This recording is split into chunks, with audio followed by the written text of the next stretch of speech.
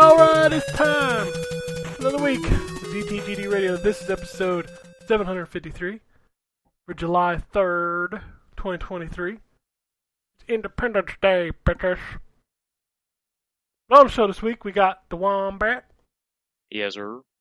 And welcome back, Drew. Welcome to Earth. The movie's iconic. Earth's rate limit is exceeded. Shit. Alright, that's the end of the show. Tune in next week. We out. Peace, bitches.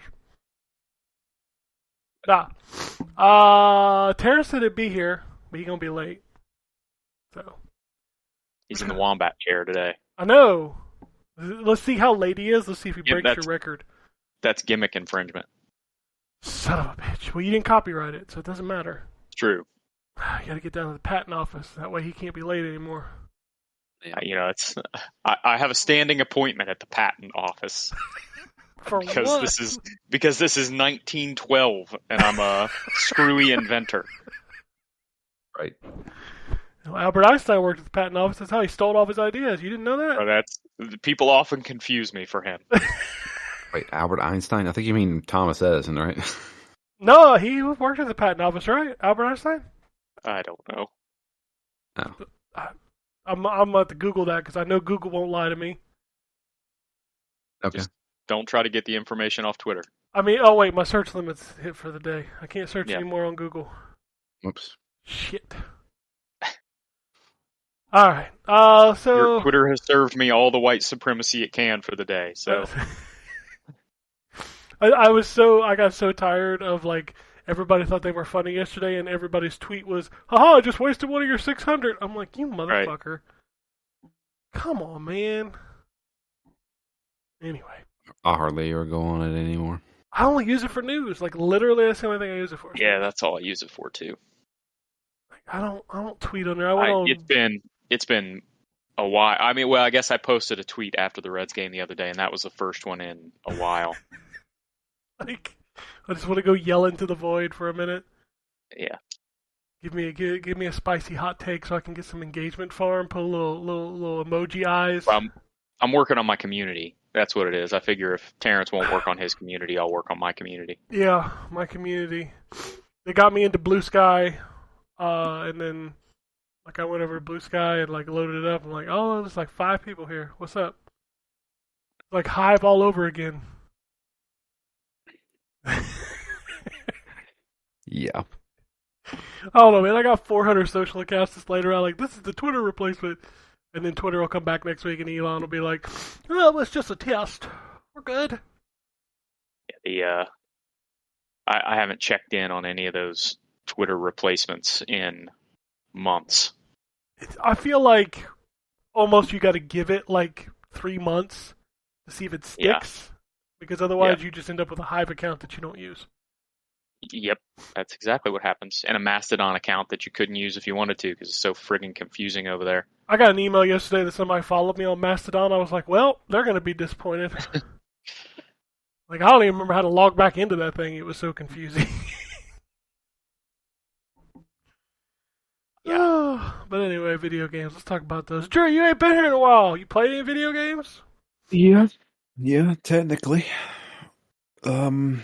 So I've been traveling a lot for my new job, and I brought my Switch with me, and I also brought my DS with me. So in that time, I have played Shin Megami Tensei Strange Journey. I'm playing that for Phoenix Down right now. I know we haven't recorded in like 3 weeks. A lot of stuff's been going on. We just haven't been able to record, but I am still chugging along through that. While I am doing that, I am also booting up my Switch, and I am playing Zelda. Not the new one. I'm playing the Breath of the Wild, because I never actually got into it. Wow, that's wild. It is wild. I've started that game 3 times. Once on the Wii U, once on the Switch, and then again this past time whenever I started doing my traveling. Every time I started that game, I was just... I don't know if I wasn't feeling it, or if like, oh, here's a million things you can go do, or hey, the weapon breaking is annoying as hell. There was multiple reasons, and so I'd always just fall off. This past time, I became addicted to that game. And it wasn't because, yep, Miyamoto got me. Well, it's not Miyamoto anymore. He's retired from Zelda. Yeah, but I don't know what it was. I guess it was just like me. I just decided I'm going to go do all the shrines that I can. So let's go west and see if we can find a shrine. Go west, young man. And you could work at the patent office with that kind of voice. Yeah. I'll have a German accent, so you know. But yeah, I've got 3 circles of stamina. That's max. I have. Is it? Yeah, 3 circles of stamina is max. The next time you go back there, if you try to get one, the statue will be like, "Nah, you good, dog." I did not know that. And then I've got a full row of hearts, but I haven't started the second row. I've completed 2 of the Divine Beasts. I beat the Zora Divine Beast, and I beat the Rito. Is that what they're called? The bird people? The bird people, yeah, the Rito village. Yeah. I beat the bird one. And I am now in the Gerudo area, and I have access to the Divine Beast there. So I did all the really annoying crap that you had to do before getting access to it. So like you had to sneak around the is it Yiga? The Yiga camp, yeah. Yeah. Had to sneak around it and did all that, and I fought the Yiga boss. And now I can go to that Divine Beast. I haven't been able to play over probably in the past week or so, but I want to get back into that.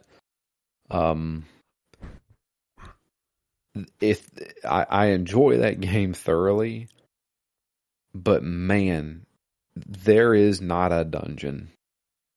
No. In that game, and that's one of the things I always loved about Zelda was the dungeons. Well, they're gone, and they're not in Tears either. Tears, they're a little more dungeony, but it's still kind of just like a big puzzle area.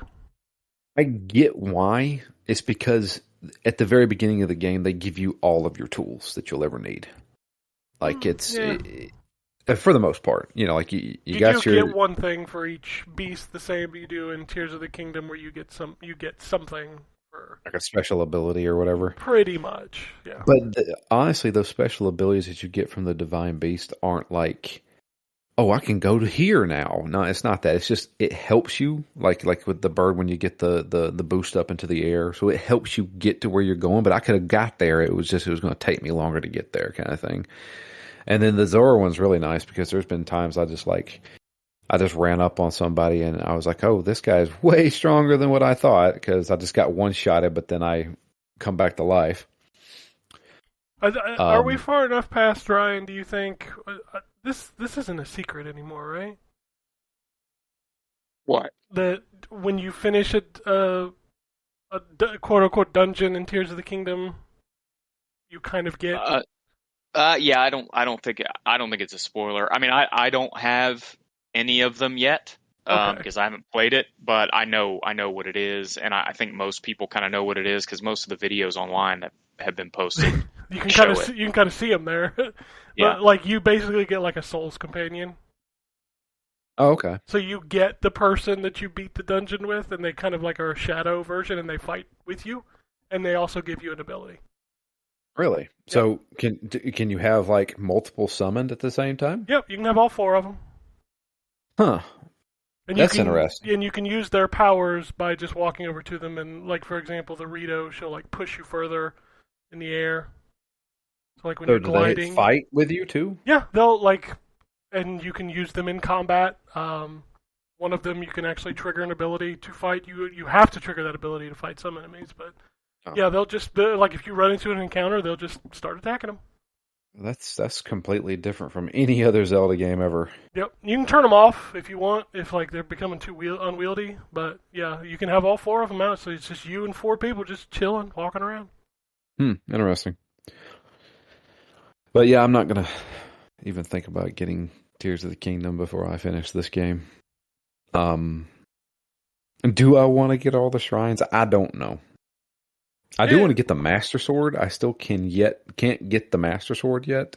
Yeah, you know how? Yeah, you gotta have 13 hearts. Is that what it is? Yeah, 13 hearts, and then you can pull it out. Yep. I think I have 3 more hearts to get. So, getting it in Tears of the Kingdom, I don't care. That was so much cooler, but I'm not going to spoil that for anybody who doesn't know. Okay. But yeah, I've been playing that. Really enjoying that. When I finally got back. So like my traveling is like a week in Florida and then a week back. So the week that Diablo 4 came out, I was in Florida. So when I got back, I went ahead and picked it up. And I've been playing, I'd say probably about 9 hours of Diablo 4.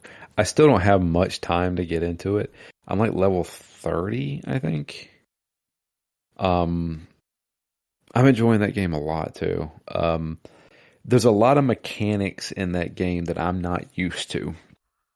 And so far that game does not do a good job of telling you how those mechanics work. They give you like a little text bubble that pops up and says, you can do this. And I'm like, okay, well, care to explain that? And they don't. So like, pulling aspects off of legendary items and putting it on something else. But then they also don't tell you that if you pull a legendary, or so you can get an aspect from doing a dungeon, but that aspect is the weakest version of that aspect. The better thing to do is pull the aspect off of an item because it can roll higher. And so can you put that aspect on an item and then pull it back off and get a chance to roll it higher? I know it destroys the item, but so the aspect ability itself will not reroll. Whatever you got is that. Gotcha. From what I understand. So let's say there's an aspect where I'll just throw an example. Let's say you get 30% critical damage, right? Right. But it can roll 20 to 50. Yeah. Right? So you got 30. Now, I can find that same aspect from a legendary item that could be 45. So that's close to max. So that one's better. And you can do whatever you want with the 31. The ones that you get from the dungeons are always the lowest roll. Oh, I didn't know that. Yeah. So, I guess the chase is to keep getting legendary items to find the aspect that has the highest roll. I think that's kind of the chase. Gotcha. Obviously, the unique items are as well. I have not even seen a unique item. I don't even think they drop on World Tier 2. I think they drop on World Tier 3 or higher. But yeah, like that aspect stuff, none of that stuff is in the game. I mean, they tell you how to pull the aspect off of a legendary, but that's it. They don't detail, oh, well, you might want to look at these because these roll higher, or anything like that. I had to go to YouTube for that stuff. And there's still a lot of mechanics in that game that I have kind of just brushed over because I'm just like, I will have to look this up on YouTube, and I'll look at it once I get to a part in that game where I'm not trashing everything that is equipped on me. Like basically, like there is no point in even looking at any of this stuff until I hit at least like level 50. Right. So who cares at this point? But I'm in Act 3, so I'm doing stuff in the desert area right now. The Act 2 final boss was really cool, I thought. I don't know. I feel I like that game a lot, but there is this feeling of you're never powerful feeling.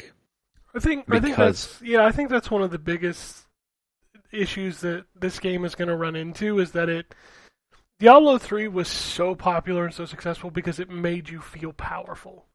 And it was easy to get into, it was easy to be powerful. Whereas in Diablo 4, I burn out real quick because I'm a casual Diablo guy. I don't get into all that slotting and pulling stuff out of like the deeper mechanics of Diablo. I just like to bash shit with my hammer. And Diablo 4 doesn't really reward that. So no. Diablo 4 feels a lot like Diablo 2. Yeah. With the difference being that Diablo 2,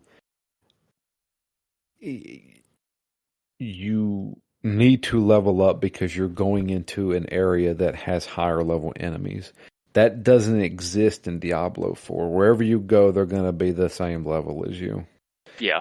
And that poses an issue because it doesn't matter if I have a new skill point to put in or if I have a legendary helmet on, because I'm still going to be doing the same damage because the enemies are going to be scaled up with me. Right. Now, I get the reason why they did that was because now there's a whole bunch of people running around the world. And, I want to do the world boss just like the level 90 guy wants to do the world boss. And so they allow me to do that by the level scaling and stuff like that. But I feel like it hinders the whole feeling of an action RPG. Because the whole point of an action RPG is to break the game. That's what you want to do, right? Like you want to get the most powerful stuff so that you can just roll through guys. Diablo 3 did that really well, and I can tell Diablo 3 eventually got stale because of that. Because the only thing that Blizzard could do was just we're going to make the difficulties higher, and you can challenge those higher difficulties. It turned into a numbers game of just like, all right, I need to get better. I need to get 100% more of this because I want to go do Nightmare or Torment, 15, So eventually all of this will get stale because you can't just do the same thing over and over again. The problem is I feel like Diablo 4 with their level scaling, it's going to get stale quicker because people are just like, I don't see the point in getting this. Oh boy, a legendary dropped. Big whoop, who cares? Like, I'm going to be fighting the same dudes at the same level. So I don't know. I don't know how I feel about it just yet. I want to see the end game. Obviously, I haven't reached the end game. I haven't even touched it. And I want to see how they handle the seasons because I think that's where they're going to change up the stuff. Because Diablo 3 seasons, some of them were really cool. Like they were like, we're changing the game. You can do this now, and that's wild. And I think they're going to try and do the same thing for Diablo 4. Have they said when season 1 is supposed to start? I think they did. I don't remember hearing. I thought they did, but I don't remember what it was. I think it's like maybe sometime in July, I thought it was. I don't know though. But I know a lot of people, this is their first Diablo game because they are like not happy with the whole, in order to play a season, you gotta start a new character from scratch. I'm sorry, but they've been doing that since Diablo 2. That's just how it is. So I'm kind of looking forward to it. I want to see what they offer, what the season thing is, like the theme, because they're going to change how the game works. Usually that's how they do it. And depending on what they change, I'm going to roll a different character. I'm playing a necromancer right now, so I've got my eye on a barbarian. That's what I play. Yeah. The barbarian looks really cool. Yeah, I don't know. I'm enjoying the game. I'll say that. I'm enjoying Diablo 4. I think it's going to be a good time. I don't know if I will get as deep as I did with Diablo 3. Yeah, I already fell off. I think I hit like level 25 and just never went back. Yeah. I feel like the story is good enough to go see it through. I mean, I may go back to it eventually, but I was still deep into Zelda. I was playing some other stuff, and like, I'm not gonna lie, I get really groggy and like sleepy when I was playing Diablo. I was like, this is kind of boring. I don't I know. mean, they Diablo's always kind of been a little monotonous with the whole. You do a lot of clicking. Sure, but like I never felt that way with Diablo 3, like ever. Uh, It was exciting and interesting to move into new areas and like I don't know, like 15 hours, 20 hours into this game, and I'm just like, eh. The environment's kind of bland, like the dungeon's kind of. I don't know. It just wasn't interesting. Yeah, I do think a big part of it is what Drew was talking about with the level scaling, because I found myself last night when I was playing the game, uh, feeling that very acutely, feeling the it doesn't really matter that I just did this and got leveled up and all this, because I'm fighting goatmen in a different area and they're all my level. So I'm just, doing the same shit that I did 10 hours ago, Yeah. just with a couple different abilities. Yeah. And I do think that the level scaling is going to end up being a mistake. I think they should have done maybe even smaller zones that were gated by level and handled it that way. I mean, time will tell, right? And obviously, it's been a big success. There's a ton of people playing it, but I think the level scaling is going to end up being a mistake, because it's frustrating as hell to go all the way back to like a starter zone and go out and there's level 35 enemies there. It's like, okay, well, what the fuck? Like, Yeah. Yeah, I might as well go ahead and talk about it now because I played a lot of Diablo this week. But I'm level 30, 35 or 36, I think. Rend Barbarian, so bleed damage and is that's the centerpiece of the build that I have.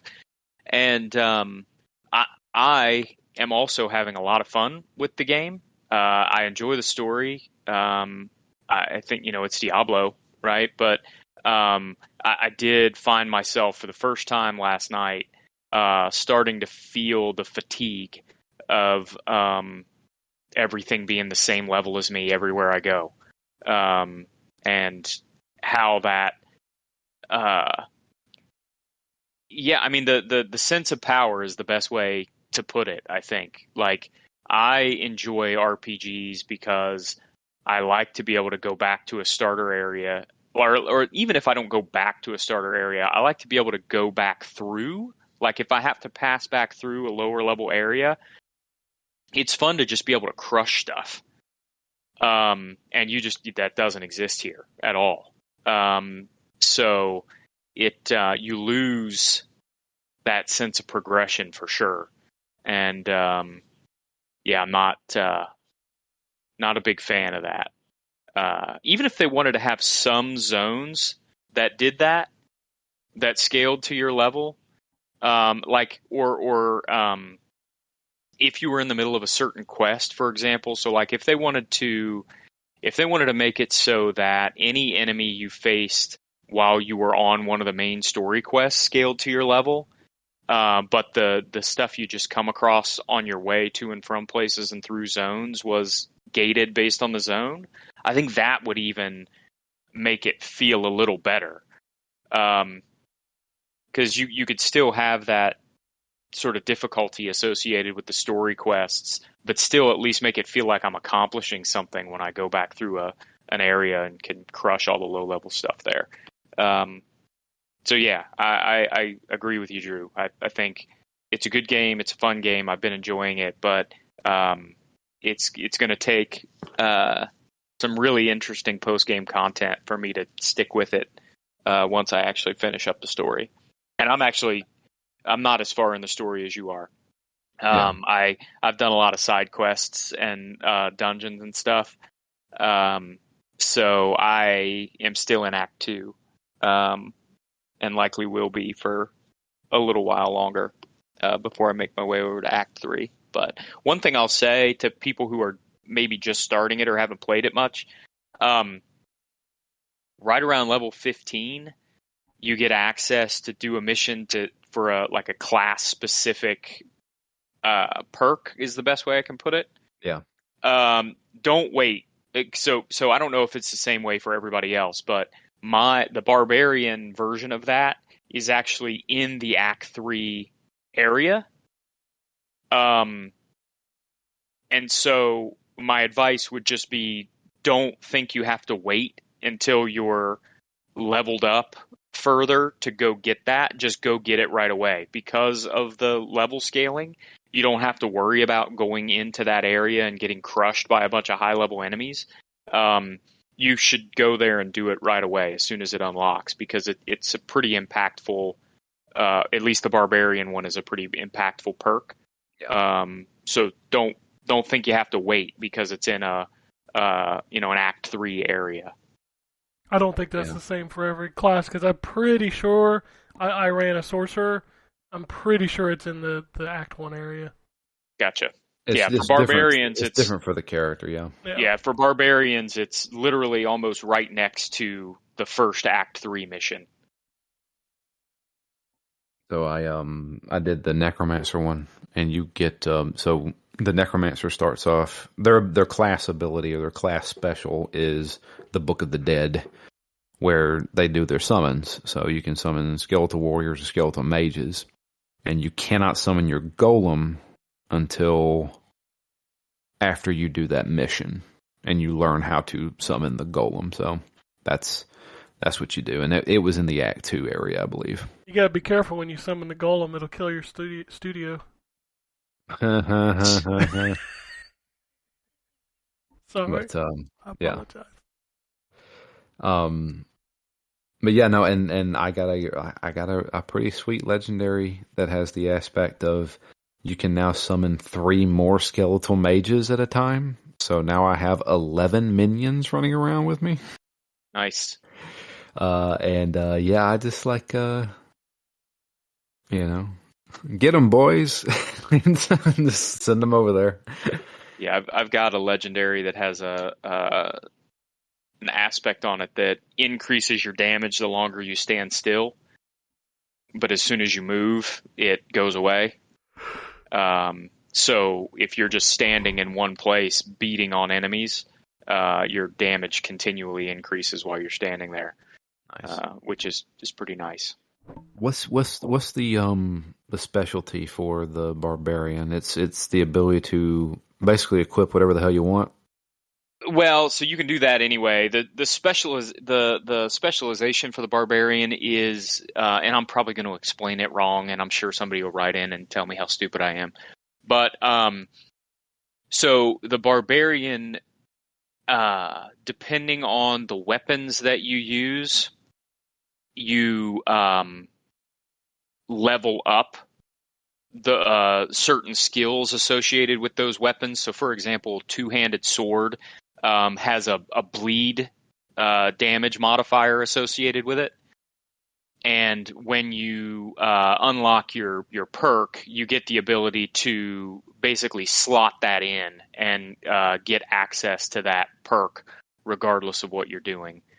But the other thing the Barbarian has is they have a class special, a passive skill that's called Walking Arsenal. And basically you get a 10% damage buff. So Barbarian has 3 weapon types. There's bludgeoning, slashing, and then there's dual wield. And basically you get a 10% damage buff when you use, say, dual wield. And then you get another 10% damage buff if you switch to a slashing weapon, and then another 10% damage buff if you switch to a dual wield, plus a bonus if you have all 3 active at the same time. And so what you can do is you can assign skills to specific weapons so that you're constantly switching between weapon types, and you can get some pretty big damage boosts that way. That sounds friggin' awesome. Like that sounds really cool and unique. Like The Necromancer's okay. The Necromancer, so you get the Book of the Dead, and you choose Skeletal Warriors, which you can have 2 different kinds, or you can sacrifice any of your summons, which means you can't have them out on the field with you, but you get a perk because of it. So let's say instead of having my Skeletal Warriors, I can sacrifice them and never summon them again, but I get a permanent 15% damage boost, or something like that. And you can do that with all 3 of your summons: Skeletal Mages, Skeletal Warriors, and the Golem. And it's fine. I feel like I'm focused on a bone build. So like there's the Necromancer is basically all about either blood magic, bone magic, or corpse magic, I guess would be the way to put it. And the bone spear is like my go-to ability. I'm sorry. Would you rather I say penis spear? Is that what you want me to say? Like, I'm sorry. I'm 12. I'm going to be 12 forever. It's fine. Please tell me about your bone spear, please. Okay. Taste my big boner. But yeah, no, and so like they, those are the 3 kind of like. They also have like a shadow damage that they can do, but I haven't even looked at that stuff. So it feels like, and I haven't really explored the other classes much, but it feels like that there is a pretty good like hard difference between the classes.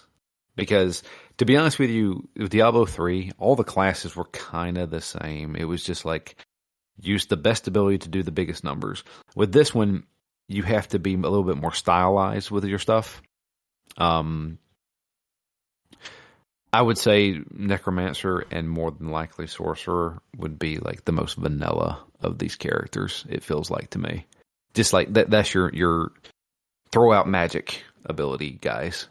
And it's fine. Like I don't mind the Necro, but I want to try something different. So probably going to go Barb or Rogue for the next one. From what I understand, the Rogue is like hardcore, like you have to be paying attention and doing certain things at the right time and stuff like that. So I don't know. There's a lot of really cool stuff in that game, but there's also some things I think hold it back. I'll get back to it eventually. Yeah. I am enjoying the story. I really am. I think it's really cool. I like the more darker setting that they went with. It's just really good. So, that's pretty much it though. Diablo, Zelda, and then Strange Journey for Phoenix Down. All right. Well, I'll move on to the Wombat. I know you got the big one. Yeah, so I talked about Diablo already. I've played some before I get to the big one. I have played some a little bit more Dragon Quest VII, although not much, especially not much considering how big that game is. And then I played MLB The Show 23, which I hadn't even booted up yet. So I've been playing that. So far, it's not that much different than the last one. So I mean, it's good, but I don't really notice much of a difference between the last game and this one. But I'm enjoying it. I'm doing Road to the Show as a pitcher this time instead of a position player, and enjoying the mechanics of that. So the big one that I played this week is AEW Fight Forever. And so the new, which is the new wrestling game for AEW. Those of you who know me or followed me on Twitter or listen to the podcast know I'm a big fan of AEW, the promotion. And it's because I'm such a big fan of the promotion, it's hard for me not to be disappointed in the game. Let me start off with the important stuff. The gameplay itself is a lot of fun. And it's built to be like No Mercy or WCW versus NWO Revenge, or even the Def Jam games, or the Day of Reckoning games if you're a little bit newer school than the N64 wrestling games.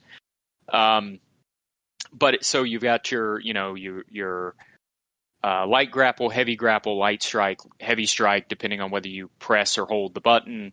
Directional buttons do different moves. You taunt with the right stick. When you get a signature, you do a grapple and tap on the D-pad, and that'll do your signature move. And just like the N64 games, when you have your signature momentum, if you tap the right stick, you'll do a special taunt, and that gives you your finisher momentum. And you grapple and tap the right stick in a direction, and that does your finisher. So it plays very simplistic, plays a lot like those 64 games, plays very well, actually. Easy to pick up and play. There's a lot of sort of deep stuff to it that's more difficult to master. There's a full skills system that each wrestler has access to. There's 3 pieces to that. There's your sort of the skill points section where you can apply skill points, but really you only get to apply skill points to created wrestlers. You can't change the skills that the pre-existing wrestlers have. But that determines, how strong your finisher is, how strong your strikes are, all that stuff.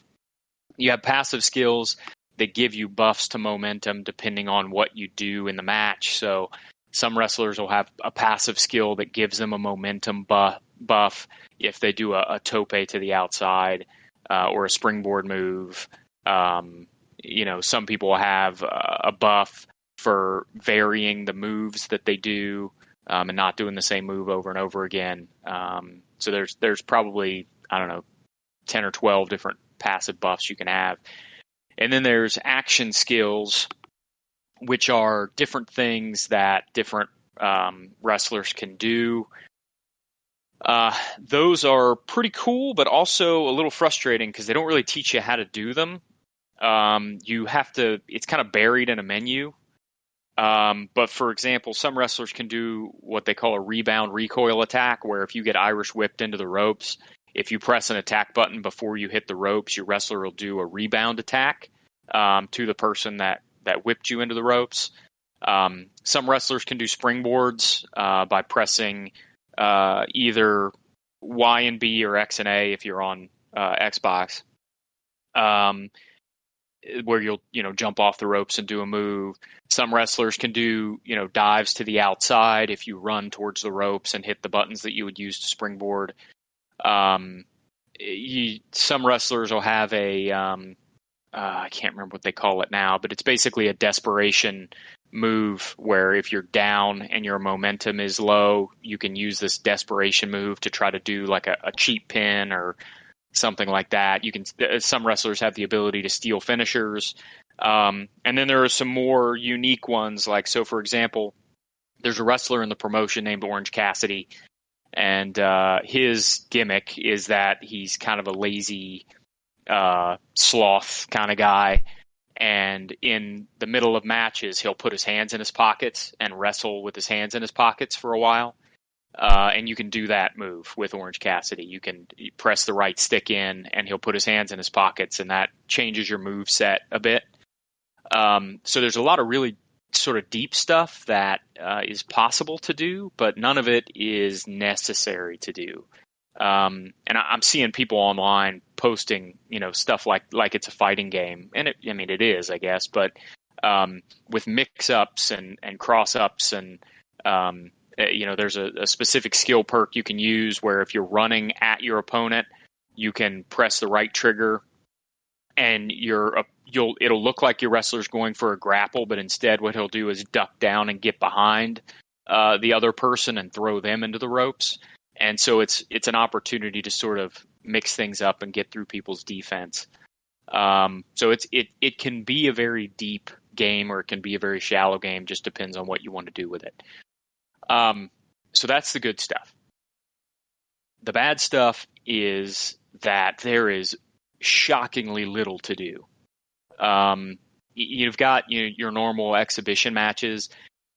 You're limited to 4 wrestlers on screen, which means they can't do trios matches, which is 3-on-3, which is crazy for an AEW game because trios matches are a huge part of AEW. They actually have a specific championship for trios, and so for that to be missing is a pretty big omission. They have story mode, which is called Road to Elite. It's a very old school story mode. You've got 4 days every week until Dynamite, and so you can work out to gain skill points, but that really only matters if you're playing as a created wrestler. You can go out, which lets you do like sightseeing in the city that you're in, and then you bump into another wrestler and have a conversation. Or you can do like a press conference or a TV spot, which when I say all this stuff, it's really just, like a couple of dialogue options happen and then it goes to the next thing. And there is no voice acting. I shouldn't say that. There is very, very, very limited voice acting, which is basically just limited to, it's almost like Zelda voice acting, where it's limited to a, hey, check this out, or like a, don't forget this. And then, Jim Ross has some voice lines to introduce some certain things that are just completely lackadaisical. Hey, listen. Yeah, basically that's what it is. The Road to Elite is it only lasts for a year. You can get through one playthrough of it depending on what you do in probably 4 or 5 hours. It's built to be played over and over again, obviously, and there's some stuff locked behind things progressing in a certain way. So I would recommend, if you're going to play the game and you want to unlock everything, to look up guides on how to unlock everything through Road to the Elite, because it's not a Road to Elite. It's not really explicitly stated.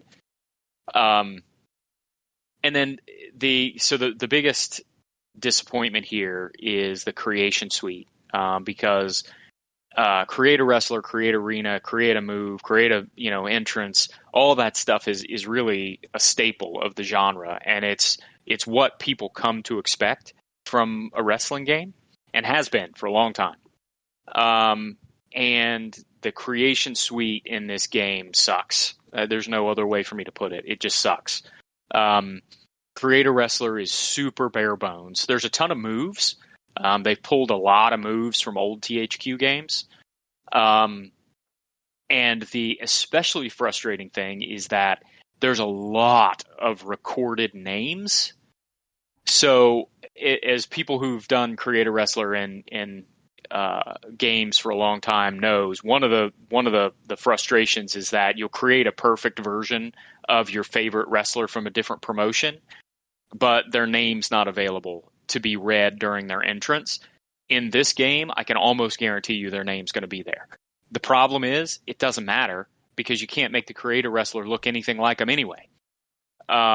There's no facial morphing at all. So you have like 8 template faces that you can use.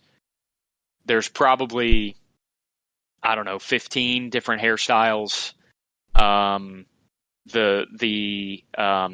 The clothing options, there's a decent number of them, but it's a waste because you can't do any layering at all. So in the 2K games, you can layer different pieces of clothing on top of each other. You can also layer like designs and stuff like that, and you can import your own custom designs, which is what people use to make all these really detailed creator wrestlers. None of that exists in this game. So you're stuck with these really default looking creator wrestlers, which is a huge disappointment. There's Create an Arena, which has a decent number of options, but it's really a waste without the ability to import custom logos, because custom logos are what everybody uses to make arenas look like other arenas that aren't in the game. And even something like Ring of Honor, which is owned by the same people that own AEW, the Ring of Honor logo is not in this game. So if you want to create a Ring of Honor arena, there's no option to have the Ring of Honor logo in there at all. Which is really disappointing. So it's a huge swing and a miss on the creation suite here. I will say all indications are that they don't intend this to be an annual franchise, that they intend this to be the base that they're going to add a bunch of content to. Hopefully that's the case, because the gameplay that they've got here is solid and it's a pretty good base for them to build off of. But there's just not a lot to do. And the other thing is it's pretty glitchy, like a couple years ago 2K glitchy.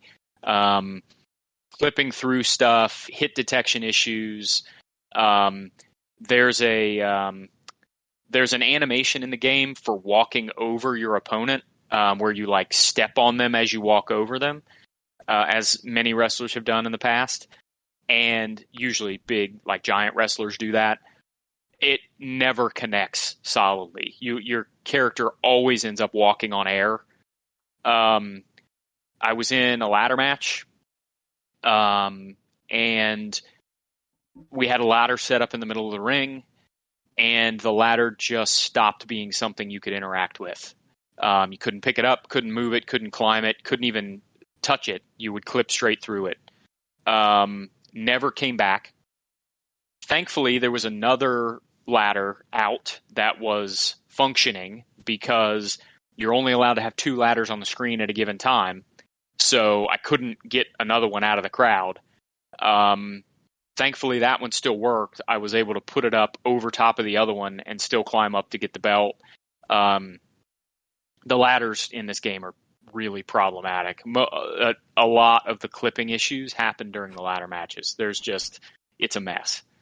The exploding barbed wire death matches are fun. It's basically exactly what it sounds like. You're in a ring. The ropes have been replaced with strands of barbed wire. They're electrified. There are sort of plywood things stood up in the corner that have barbed wire on them that you can throw opponents into. The only problem with that match type is that in those matches, the ring explodes after a certain amount of time. Really what that means is all the explosions, all the like pyro that they have around the ropes and stuff explodes after a certain amount of time. And the time is way too short. It's only 120 seconds. And so it feels like right when the match is starting to get going, all the pyro explodes. And it doesn't really do much, but it completely kills the drama of that match type, because the drama of that match type is, can we get this match over with before the ring explodes? And to only do it in 120 seconds is just too short. So, yeah, that's I've talked about it probably enough. My review will be up soon if you want to read it. But it's a really disappointing entry, partially because it's so fun to play, and partially because it just feels like they focused on a lot of the wrong things. So hopefully they're able to fix some of that in content updates. But it's one that, unless you were a diehard AEW fan, I would suggest waiting until it's on sale or until it gets a lot more content updates later in the year. I think I said this in my review, but I think the most damning thing about it is that so AEW is a promotion that's known for collaborating with other promotions around the world, which is something that WWE just really doesn't do. But AEW will put on matches with wrestlers from other promotions all the time. And as a matter of fact, just had an excellent pay-per-view last week. That was a AEW New Japan Pro Wrestling combination pay-per-view, where every match was a combination of AEW wrestlers and New Japan Pro Wrestling wrestlers. If you want to do something like that in this game, because the creation suite sucks so bad, you can't. So you're better off going to WWE 2K23, downloading from Community Creations AEW wrestlers and NJPW wrestlers and downloading from Creation Suite Forbidden Door Arena and playing it there, which is just not what you should be saying about a promotion that is basically all about bringing in folks from everywhere else. So disappointing, but it does play well. So hopefully they find a way to improve it. Go ahead. I have questions. I don't even know. Because first of all, I didn't get to test this stuff. Am I coming in okay? Y'all can hear me? Like we good? Oh yeah. I have audio What'd you problems. say? Okay, cool. I can't hear you. Don't play with me, nigga. Don't play with me. Don't play. I'm already over here just scattered and everything, trying to get, All right, but no. Okay, so I was able to play AEW. What you said is right. I haven't sat down and done a whole lot. I just kind of messed with it a little bit, like a single match or whatever. But I do like the gameplay. It is. Yeah. It is very not I'm like, oh man, this is okay, all right. It's old school. You got to hold down, like you were saying, that for heavies and stuff like that. But my question is there? Okay, so two things. One, I got a signature. A signature is not the same as a finisher, right? Correct. Okay. Correct. So do you have to turn a signature into a finisher? Because it never changed. I was being that dude was talking about was it El Rey? Not El Rey. Oh, Ray Phoenix. Ray Phoenix, yes, I was him. So I had his signature, but I never got a finisher thing. So how do you? Yes, and then you do have to. Go ahead. You do have to convert it. So in the 64 games, they didn't have the concept of a signature, but you would get to max momentum, and then to activate your finisher, you had to do another taunt, which is your finisher taunt. And it's the same thing here. So when your momentum bar says signature, if you flip the right stick to do a taunt, your wrestler will do a finisher taunt, which will kick you up to special. It'll say special over your momentum bar, and that'll give you the ability to do your finisher. Oh, okay. And that was another thing, and I think you touched upon this in your review, but this game is not really good about explaining stuff to you. Yeah, there's no real tutorial mode. So the one thing they did that's nice is there's a training mode like Street Fighter. I was doing that where you can tell it what you want the AI to be doing, and then you can practice moves and stuff like that. But there is no real tutorial at all. It'll pop up messages every now and then when you're playing a match for the first time that'll say, this is how you hit people, this is how you grapple people. But there's no dedicated tutorial mode, and it's a big miss, I think, because you lose out on it teaching you how to do a lot of the more complicated stuff. Yeah, because I've seen people playing it online, and I'm like, damn, they doing some, okay, this looks good. But then, when you look at there, there's no, well, how do I find out how to do that? You just got to figure it out. They really went old school with it. Yeah, pretty much. Which, I hope, like you were saying, I hope that they do build upon this and get it fixed or whatever. And I'm going to wait for a sale to pick it up. Like I said, I just got to check it out. But I'm interested, because the gameplay is solid. If they get them, those bugs and stuff under control, it's okay. It was a lot of fun. But that's all I got. Go ahead, man. My bad. Yeah, no, I'm done. So unless anybody has any other questions about that game, that was really all I played. All right. Well, welcome to the show, Terrence. I think you broke thanks. Ryan's record for how late you can be. I'll surrender the record. Well done. Yeah, no patent office for you now. You're done. So you perfect timing because everybody else is gone except for me. So you get to go now. Okay, well, I'm just going to talk about one game because really the other stuff I played was stuff that I've talked about on here before that I'm in the process of writing reviews for and everything. But so I've seen this game talked about on Twitter a lot. It's called Dave the Diver, and messed around and got it on Steam. It's so, first of all, it is a very chill experience, but I realized this last night when I was playing, and I was like, damn, they got me. It ain't nothing but a roguelite. It's just disguised behind a lot of pretty stuff. But it's okay though that's what it is. So by day, and this is just kind of elevator pitch. By day, you're this overweight diver named Dave, who's very charming, and it's like kind of the pixel graphics and everything. So by day you dive and you're fishing. You're catching different fish or whatever. And then at night, you run a sushi restaurant with this black chef who's like Afro samurai, but he ain't got an afro, he bald. And it shouldn't work, but it does. So, and it kind of like is a mix of those like farming games and a roguelite, but like the music is very chill when you're under the sea. And as you progress, like you have a harpoon gun that you fish with, and some of the easier fish you can kind of grab in one. Some of them you got to attack them more than once because it's an RPG. And this is what clued me in that it's a freaking roguelite is I realized, first of all, the map changes every time you go down, so it randomizes every time you dive. But there's boxes that you find down there, and none of the stuff like you get to take back with you. So like you'll get upgrades to your spear gun that might electrify a fish, so it'll stun it. It'll cause stun damage, and to give you a damage buff as well. You'll have one that'll give like poison damage or whatever to the fish, so you can catch it. But like you can't take any of that with you. Like you only come down with like the base stuff. And I was like, damn it, they just hid it behind a bunch of pretty stuff. But it has a nice little engaging story. You'll get engaged by different people around the town coming to request stuff. Like the first dude, Dr. Bacon. He want to find out about the sea people. That's his name, man, Dr. Bacon. Like this game is just so cute. Like it's man. Like I hope they bring this to console. But he wants to explore the underwater civilization, the sea people. And of course, you work with him to get like a Rosetta Stone, so you can read their writing, and then you'll end up meeting a sea person, and that's a whole thing. The black chef is awesome because and there's also this nerdy dude who loves anime. I think his name is Duff. He handles your upgrades for your weapons and stuff.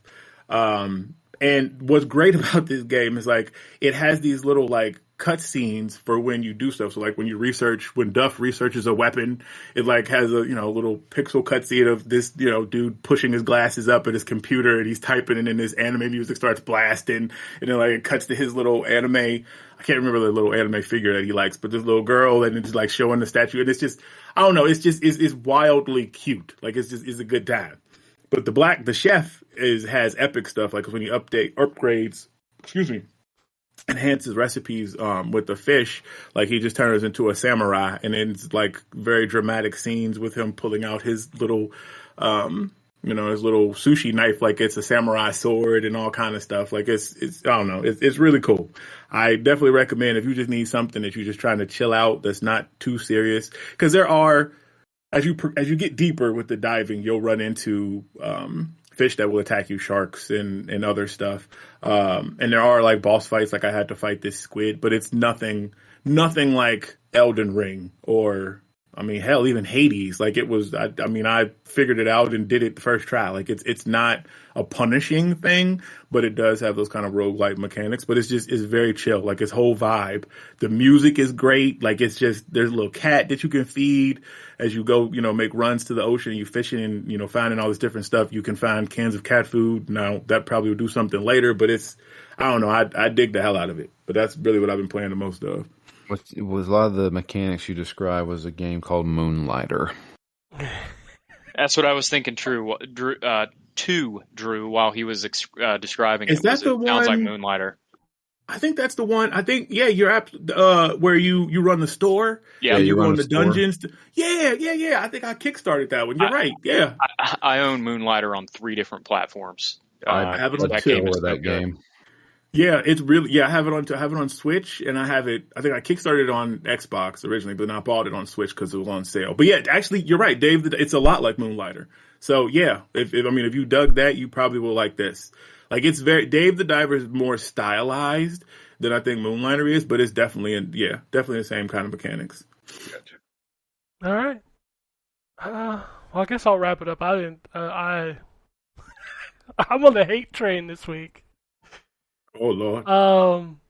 If the dude that emailed us about Postal 4 is listening, Postal 4 sucks. Get over it. Don't send emails. You sent too many emails about Postal 4. The game is fucking terrible. That guy cares more about Postal 4 than the people who made Postal 4 care about Postal 4. I mean, maybe. Right? Maybe. Like, I feel like Also, it's such a weird hill. For the record, I am Drew. I did not review Postal 4, nor am I the editor-in-chief of ZTGD.com. So I don't know why you... You mean you don't have the ability to fire Ken for his Postal 4 review? Fire me. I can fire Ken, but I am choosing not to. Oh, damn it. I was hoping I was going to be released from sweet death. Oh, anyway. You like that guy from Waterworld whenever they dropped the fire into the oil, and he's just like, oh, thank God. Give me the release. Give me the release. Oh, so I also, in a tweet later, if Twitter will load, because somebody tweeted at us, I don't know if it's going to load. Who fucking knows if it's going to load? Yeah, we'll see. It's a new wrinkle to our weekly Twitter section of the show. Yeah, the email address. Yeah. The email address, podcast@ztgd.com. Send it there. That you have no view limit there. You can send as many as you want. But no, like I talked about Final Fantasy 16 last week. I played some more this week. I still don't like that game, and I would love to be able to do a litmus test on games like this. If this game was not called Final Fantasy, and it was just what it is, and there was no reference to any Final Fantasy stuff, and people just played it, like, I feel this would be like, oh, it's okay. It's okay. Because, man, right. I don't see... I'm happy that the people like the game. Like, if you love the game, awesome. That is, I always preface that, because there's plenty of shit that I like that people hate, and I get it. But, like, I don't know, man. I am bored to tears. These characters won't shut the fuck up. There is, like, zero RPG mechanics in this game. The action is so few and far between. When it hits hard. Like, those boss fights, crazy. Awesome. Like, yeah, they're amazing to watch. Yeah, I've seen some fantastic. Oh my god! I'm like, oh shit! Look at, oh my god! Like, every fight is incredible. Like, Jesus. Yeah, like that stuff is awesome. And then you're fighting wolves and goblins and stuff in between. It's just like, man, you got like the same 4-button combo, and you're waiting on your cooldowns to come back up so you can do these other moves, but they're not really all that interesting. Like, where the story's going for a while, and you're like, okay, yeah, so it's Game of Thrones, we got it home. I don't know, man, it's probably, man, people are going to be mad when I say this, it might be my least favorite Final Fantasy game. Wow. Like, okay. And I don't, go ahead, finish your thought. I was just going to say, like, in retrospect, 12 was probably there before, and I know a lot of people love 12. I just didn't jive with it. Like, I didn't find the characters and the world interesting. I think this one I might like less. I don't know. Man. Nothing about the story in this one, from what I've seen, interests me at all. The only thing that interests me is the combat, which means that I probably would just skip all the cutscenes, but then there's probably some of them you can't skip because... No, you can skip. Skip all of them, and nice. I like the game is probably like a quarter shorter. Nice, yeah. Like I just want to fight stuff. Like I don't know what they're called in this, econs or something. The summon icons, fights. Yeah, it's like it's an interesting story. Like, and you get those people online talking about like it's all white people and they treat the. What do they call them? I forgot what they call them, but basically like people who have like the summon ability. Oh, magic! I read that. Yeah. They're like looked down upon like slaves and things like that. Yeah. And it's really Final Fantasy doesn't have a great history with dealing with that kind of stuff, and like they double down on it here, and it's like weird.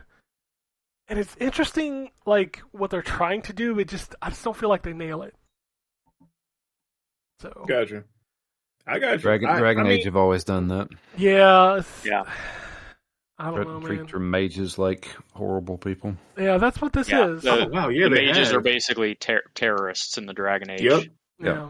universe. I don't know, and man.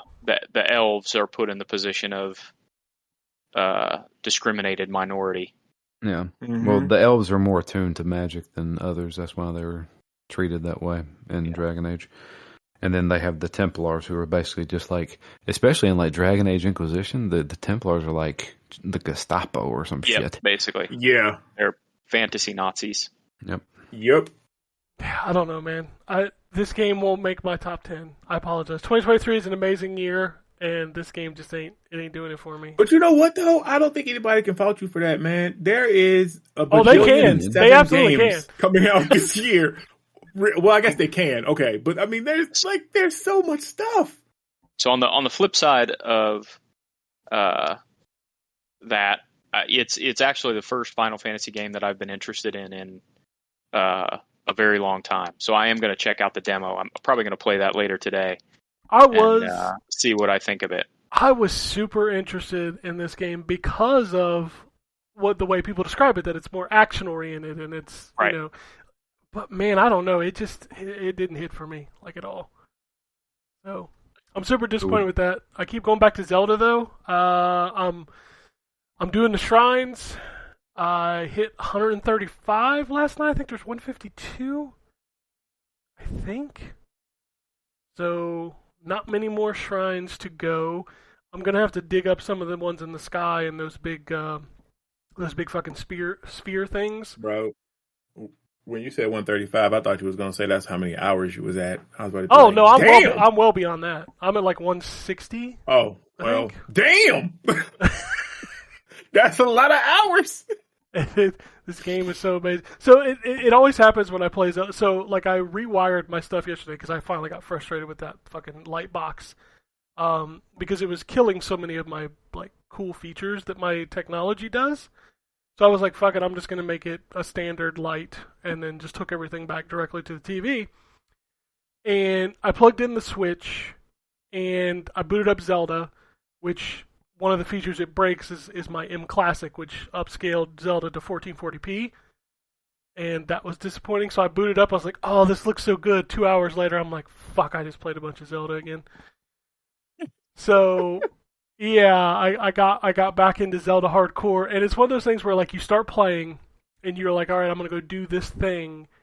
And as I was going to do that thing, I was like, you know what? I don't have snow armor that's maxed out. So I went and got all the snow armor, and I maxed it all out. Do you need snow armor maxed out? No, right. but here's the thing.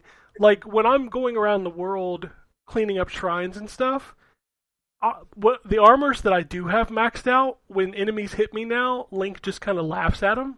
Like, it does like a quarter heart damage. But when I have to go into a cold area, and I run into an enemy that's really powerful, and I swap back to my snow armor, which is like level 1, they hit me and it takes like half of my hearts. And I have 2 rows of hearts. So I'm like, all right, if I'm going to be exploring, I need an elemental armor set for every situation maxed out. So I did the fire one, I did like a standard set, and now I've done the snow armor. So I have 3 sets of maxed out armor. So I think I'm pretty set. Yeah, I don't think I have any. Actually, I don't think I've even enhanced any of my armor yet. I need to go. I've only have one of the fairies unlocked, but I haven't gone back to Zelda in a while, so. Yeah, I just keep playing this fucking game. I don't know when I'm going to stop. Like, I don't, like, I think after the shrines are done, I think my next goal might be the Korok seeds. I don't know. You need a guide for that one. You definitely need a guide for that one, which sucks because, like, I found plenty just, like, exploring. But if you want to find them all, like, I literally found a Korok seed in the sky on top of an area that you can't get to without a device. And I'm like, oh, fuck, these things are everywhere. So yeah, lots of Zelda. And then I spent a bunch of time. I did try some of these new games. Like I played AEW. I played like one match. I was like, wow, this plays really good. I want to play some more of this. And I'm not invested in it. Like I know one person that's in there, and that's because they've been around since like the fucking 80s. Like Sting is the only character I know. Yeah. Yeah, I know Sting. Yeah, I saw it. And I was like, oh, okay, Sting. All right, that's Let me roll his geriatric ass out here and let's do some stuff. Right. I played that Aliens game. What's it called? Dark Descent? Dark Descent is hard as shit. Yeah, I'm gonna write the review. Oh my god, that game is hard as shit. That game is really good, and then it was like, here's a stealth section. I'm like, oh, what the fuck are you doing? Yep. What are you doing? Yep. One thing I wanted to mention, since I listened to the show last week, Terrence, you were talking about this game, and you kept describing it, and I'm surprised you didn't mention it because you're a big fan of this. From the way you described it, it sounds exactly like Warhammer 40K Dawn of War. Oh my god! Yes! Like, You're it's right. it's RTS, but you're just controlling a squad. Yep. Yeah, Yeah. there's no like resource gathering and stuff. Yeah, it is. Yep, it is. That is straight definitely up like Dawn that. of War 1 and 2 then. Yeah, except you got aliens. Yeah, And not Space Marines. that are hard. Oh my god! But no, it is a good game. Like I like it like a lot, but it is, man, it's difficult. Yeah, I put it on story mode because I'm like, I ain't fucking around with this. But like the stealth is still like, if they see you, you dead. Yeah, that's the whole. Yeah, because it'll alert the hive. But the stealth is kind of for like you can. As long as you pay attention to like move your camera the right way, you can get through those sections. Because if it's pinging and it's moving, they're patrolling. If it's pinging and it's just still, which I figured this out, they're at a vent. And if you go in that area, that'll alert them. So like you just have to wait for them to move. That the pinging when it doesn't move, or when it's not moving, just wait for the aliens to move along and you can go. Yeah, I like that game. And then I spent the rest of the time fucking just going crazy with my fucking retro box. Like I'm in optimization state now to where I'm cleaning up ROM files of like duplications and things like that, and getting my UI the way that I want it. I spend way too much time doing that stuff. I very rarely actually play the games. Like that's for chumps. Yeah, only chumps actually play their retro stuff. Yeah. You gotta get it set up to where you can boot it up and you be like, man, look at all these games I can play. Alright, I'm out. Nice. Yeah. And you test it, like what frame rate can I get on this game? Oh man, this runs at 60. This would be awesome to play. Alright, I'm out. Yeah, and I'll come back next time to fiddle around in menus some more. Yeah. I think I saw a YouTube video where he described it perfectly. Like every time you go in there, you progress every game that you want to play 5 minutes. Yeah, that's fair. Yeah. Save states are awesome. But no, that's pretty much it. I did try, so Overwatch update. I hadn't played in like 3 weeks, which is unheard of for me. And I was like, you know what, I'm going to give it a shot. I'm going to go back in. Because I bought the Battle Pass, the Premium Battle Pass for Season 5, and I was like level 10. I'm like, I should probably like, work this thing out and get some points. And like the first day I went back and played, I was like, wow, this was a really good experience. And it's almost like the game knew that I hadn't played in a while. It's like, I'm going to give you good games. I was like, all right, day 2, let's play again. Fuck off. Lost like 9 out of 12 games. I'm like, yeah, no, I'm back. I was trying to get back into it, and you're just going to do it. No, I'm done. So. Yeah. I deleted that game from my hard drive. I don't He's know. all the way done. I don't know. I don't care about that game anymore. I don't even understand how it's still that bad. Like, how am I getting into these games where it is just so one-sided, lopsided games? I just don't get it. I don't get it anymore. And you know what? You're going to lose all your... I mean, that game is still doing really well. But the people who have been playing that game and have enjoyed that game, they're dropping like flies. I just don't see... I don't see how you fix it at this point. Fucking delete it and put it back to the first game. I'll come back.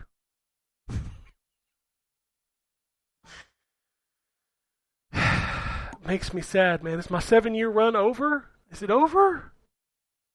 It might be. I don't know why they just don't revert it back to the first game. But you know what though? I think that's next month, right? The one that's the patch that's coming with the new hero and new mode, new maps, the new modes and all that. Yeah, that might. I mean, that. I'll try it. I'm not going to buy the pass though because I wasted $10. I think I made it to level 35 or something. And I might be done there. I don't know, man. Almost every game I played yesterday was bad. And I'm just like, that's just awful. You can't have 80 to 90% of your games be bad and expect me to keep playing. I just can't do it anymore. Man. So, I don't know. I'll go play some fucking Zelda and tinker around with my retro games. Screw this.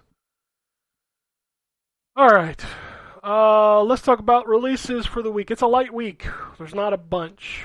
We'll start with Series X, PlayStation 5 stuff. We've got Garlic, Echo Blade, City Limits.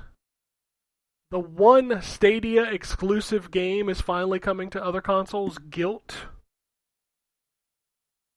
Scarf, Safari Pinball, and that's it for Series X. PlayStation. Safari Pinball 100% sounds like it would have been an Intellivision game.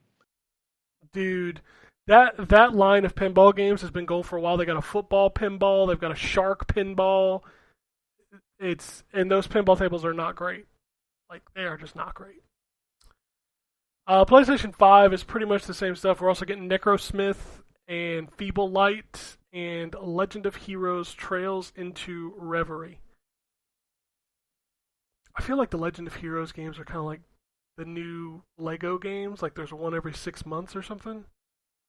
Yeah. Like, I think somebody said, I think that's the same series that, like, they're like, I don't know, like on number 10 or something crazy in Japan, and they're like just now coming here. Maybe that's another series, but there's some RPG series that's doing the same thing like that, and I feel like they come out every 2 months. Yeah, it's crazy. Like, Jay is always asking me, like, put me down for that next Legend of Heroes Trails game. I'm like, there's another one? Those games are actually really good. No, they're what incredible. are they? I've Are they read. like action RPG or strategy RPG? What are they? They're turn-based RPGs. Okay. One of the very few turn-based RPGs that. So everybody knows when you play a turn-based RPG, right? You have abilities that can paralyze or poison, Right. or you do status effects, right? Yep. The Legend of Heroes games are the only games I've ever played where they allow you to do all that stuff on a boss. Because let's be honest, most games, they don't let you do status effects on the bosses. Dragon Quest, each boss usually has some high resistances, but you can also land some of that stuff on some of the bosses, depending on what they're weak to. Well, see, that's the thing is, like, every boss in the Trails games have always been like, if you want to straight up blind them and paralyze them and poison them all at the same time, go for it. And it awesome. works. Yeah, no, it's like that. Like I noticed that when I was playing Trails of Cold Steel. Trails of Cold Steel is really good. That whole series is really good. Like I was like, oh man, I could just straight up just like debilitate this boss, and I did. Because I played Final Fantasy, and you can't do none of that to bosses in Final Fantasy. They all resist all that stuff. Yep, that's awesome. Yep. PlayStation 4 is all the same games except for Gimmick Special Edition. Xbox One, yeah, nothing there. It's just all the same. It's a very light week. So we'll go over to the Switch, which is always full of fun times. Oh Lord! Oh my God! I just saw one of the games. Holy shit! What's today? Second. All right. So we got Bruxa, Sokoball Dreams, Silent Paws, PAWS, by the way. Bunker 21 Extended Edition, Calculator Maker, My Calculator, Family Jigsaw Puzzle, Classic Mosaic, Puzzles, Illusion, Medal of Guardians, Mountain Climb Driver, Real Physics Arcade Racing, Necrosmith, Pinball FX, Rainbow Snake, Rich Man for Fun. Which one got you? Rich Man for Fun. Okay. Sand Dream. Oh, we're getting there. It's coming up. Sentimental Deathloop. Stuck with Naughty Housewives. Oh my god. I'm sorry.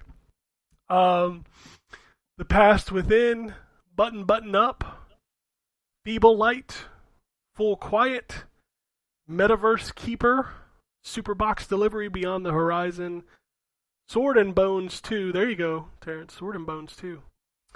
Oh, Lord. Tad the Lost Explorer and Legend of Heroes Trails of Reverie also coming to Switch. There's your Switch games. Holy shit. We need Anthony here to ruin his search history looking some of those up. I'm telling you, man. Right? Definitely not getting into that. Alright, let's do some news.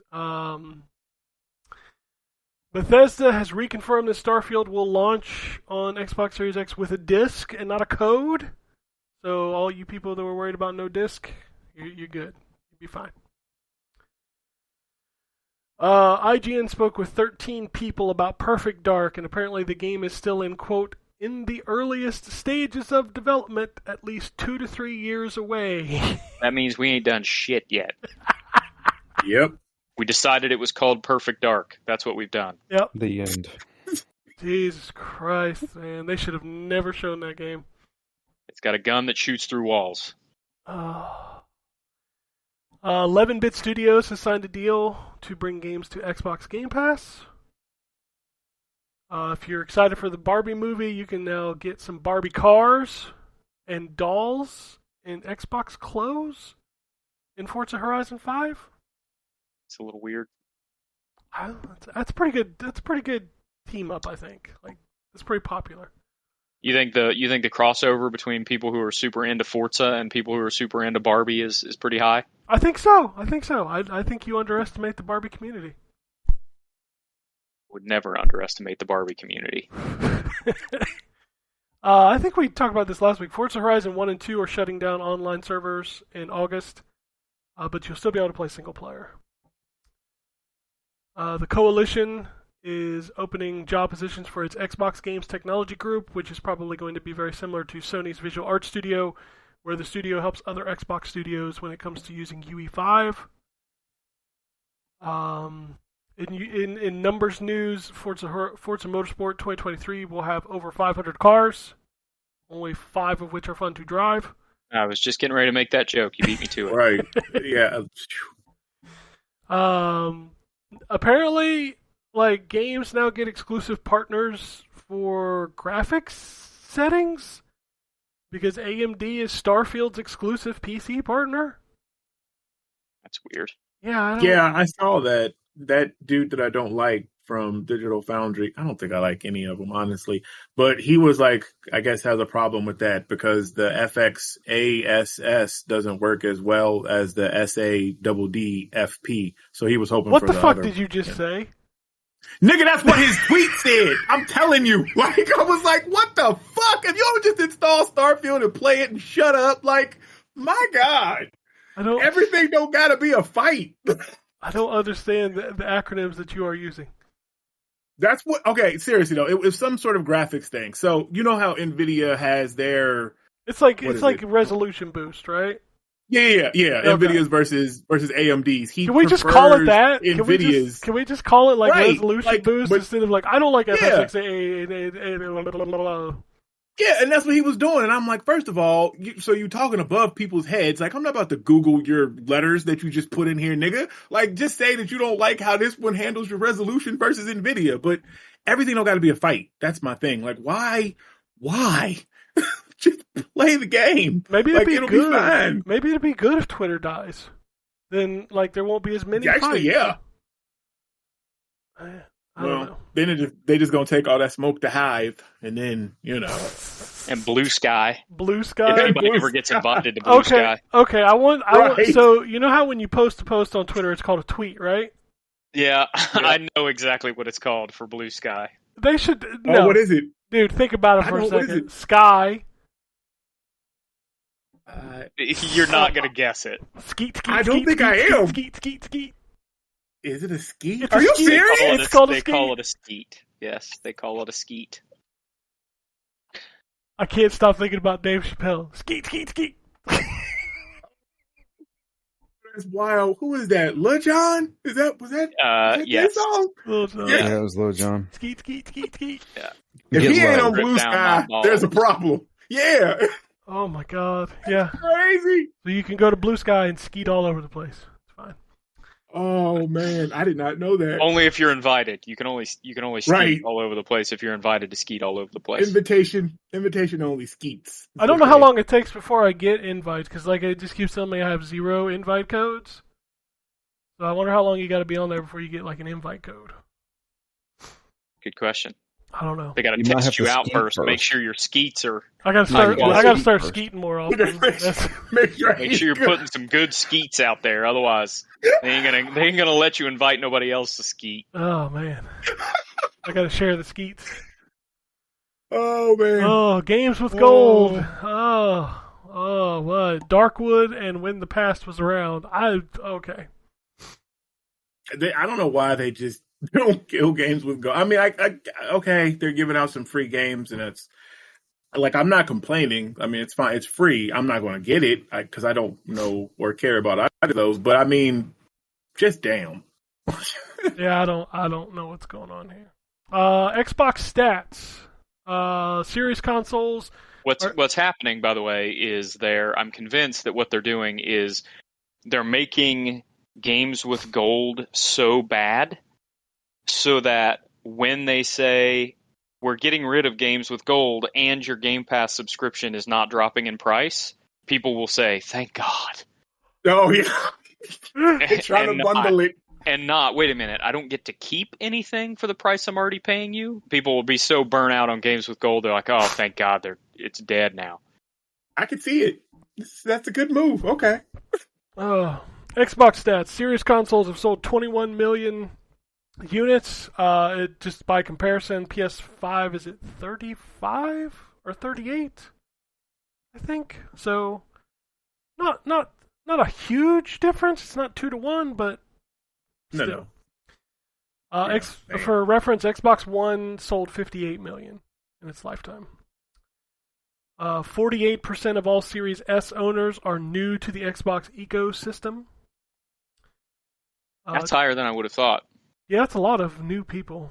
20% of monthly active users on the Xbox app, so that's 20% increase. So that's a year-over-year growth. Let me back up. I guess it depends on the definition. If it means they've never owned an Xbox before, that's really surprising to me. If it means they didn't own an Xbox One, that's not as surprising to me. I wonder if they base it off of like newly created Xbox Live accounts. I Maybe. think that's probably what it is. I'd be really surprised if that high a percentage of people who bought Series S didn't own a 360. Yes. But that would be the same Xbox Live account, though. Yeah, but it could be like, dude, I don't even remember what my name or password was. I'll just make a new one. So they just made a new one. Because I had a friend that did that. He don't remember what his 360 one was, so he just started over. There are 200. And also, probably a lot of those, now that I'm thinking about it, a lot of those Series S's could also be, I'm buying a second system for my kid. And so I got to set up a new Xbox Live account for them. Dude, who the fuck? Because I know a couple people who bought Series S's as a second purchase for their kid. Yeah. The crazy thing is, it still uses my old Alltel account, like email, which Alltel hasn't existed in 20 years. You can change it as long as it's not Hotmail. I have changed it. It recognizes my current email address, but it still has it under my Alltel. That's crazy because, like, how do you get like notifications then? I have it. So you have your primary and you have a secondary, and my secondary is my actual one. So it sends everything to my secondary one. Hopefully that never becomes an issue. I hope it doesn't, because Alltel doesn't even exist anymore. It got bought out by Windstream. Yeah, my Xbox Live account is tied to my Hotmail account, if that tells you how old my Xbox Live account is. I never had a Hotmail account. Yeah, that's the only reason I still have one, because it's tied to my Xbox. Yahoo was the first email address that I had, and it's still my email address. That was my first one. I don't have that one anymore. That one's gone. MSN was my first one. I still have it. It changed, so they made it a Hotmail one, and then it turned into it's now an Outlook one. Like it's literally the first email address I made when we got our first computer back in the day. Jesus it gets Christ. so much spam AOL. now. Oh my god. Yeah, my spam box in Hotmail is a dumpster fire. Don't ever go in there. Yeah, oh my god, that account is god. Like I use it for obviously my Xbox stuff, and then like the throwaway emails, like stuff that I just don't care, like it because it's oh my god, it's so bad. Yeah, my Yahoo still has like I can still go back and look at like my college like reports and stuff that I sent to my teacher. Nice. Yep. Crazy. 248.6 million active Windows gaming PCs out there. It's a lot. It's a lot of PCs. The Sega Genesis titles for Nintendo Switch Online that were added this week. It is a banger collection. We've got Crusader of Senti, Ghouls and Ghosts, Landstalker, and The Revenge of Shinobi. So you have that fancy upgraded Nintendo Switch Online, you can play those 4 games. Nice. Games leaving PlayStation Plus on July 18th. We've got Saints Row: Get Out of Hell, Stray, Rogue Stormers, Marvel's Avengers, BioShock, BioShock 2, BioShock Infinite, Borderlands Handsome Collection, Fluster Cluck, and Raiden 5. Your PlayStation Plus Essentials games for July. COD Black Ops Cold War Cross-Gen Bundle, Alan Wake Remastered, and Ending Extinction is Forever. Again, continuing to shit on games with gold. Yep. Release dates. God, I don't even know what this is. Zeladia, Rise of the Space Pirates X2 launches this year on PS5, Switch, and PC. Fort Solis launches on August 22nd for PlayStation 5 and PC. Tim Showdown is out now on Steam. Baby Shark Sing and Swim Party launches September 15th for everything. Johann the Parhelion Blaze in the Deep Blue launches November 16th. I don't even... That's a fucking crazy name. On the Switch, I'm assuming, because that's a Nope. Switch ass title. It's everything. Oh wow! All right. Even Xbox, which is crazy. Sonic Superstars, we talked about last week. October 17th is the date. Mordhau console version, PS5, Xbox, July 12th. That's a good game too, Brian. You may want to look. I don't know if it's coming to Game Pass, but it's a little bit more skill based than Chivalry. You kind of make your own character, can change your weapons. Yeah, I've watched some stuff on that. I may check that out. Yu Suzuki's new game, which is the spiritual successor to Space Harrier. Air Twister is coming to everything on November 10th. As Terrence talked about earlier, Dave the Diver 1.0 launches now on Steam. So good. Pixel Junk Scrappers Deluxe, July 27th, PS4, Switch, and PC. Five Nights at Freddy's is coming to theaters and Peacock on October 27th. Make Way, launching PS4, Xbox, Switch, PC, everything this year. Dokapon Kingdom Connect this fall on Steam, also on Nintendo Switch currently. I swear I don't know most of these games. Arcadian Atlas launches July 27th on PC. Later this year on consoles. Gravity Circuit coming to everything but Xbox on July 13th. The Grinch Christmas Adventure coming to everything October 13th. Scorn making its way to PS5 this fall. Yeah. That game, man, they talked about that game for a while. It came out and it was like a wet fart. Everybody forgot about it the day after. I never even played it. And I know it was on Game Pass. I never even installed it. It's... Baldur's Gate 3 will launch 4 weeks earlier on PC and a week later on PlayStation. PC release August 3rd, PlayStation September 6th. That's fucked up because it was supposed to come out on my birthday. and now the PC version coming out early and the PlayStation version got pushed back. So neither one of them's coming out on my birthday. Nope. I think that's bullshit. They were like, this motherfucker wants to play this game on his birthday. Nah. Right. It was like, hell no. Split them up. I am playing it on my birthday anyway because Starfield comes out too soon after. Starfield. Final Fantasy 16 sold 3 million copies in its first few days after launch. That's a lot of copies. Yeah. Considering there's only, 38 million install base for PlayStation 5? 3 million copies? Pretty good. Atlas Rise series has surpassed 2 million. Baldur's Gate 3 sold 2 million in early access. Yeah, I know a lot of people that bought it in early access, so that doesn't really surprise me. Yeah, it's going to be a big one. I think that's a game this year that is being underlooked. I think when it comes out, it's going to be a pretty big deal. I agree. Monster Hunter sold 13 million. Monster Hunter Rise sold 13 million, and Rise Sunbreak sold 6 million. And speaking of Scorn, it is just past 2 million players. All right, let's kind of dig through this court news because man, we had like some world premieres this week. Indiana Jones is Xbox and PC exclusive, and that was because Phil Spencer wanted a game akin to Sony's Spider-Man.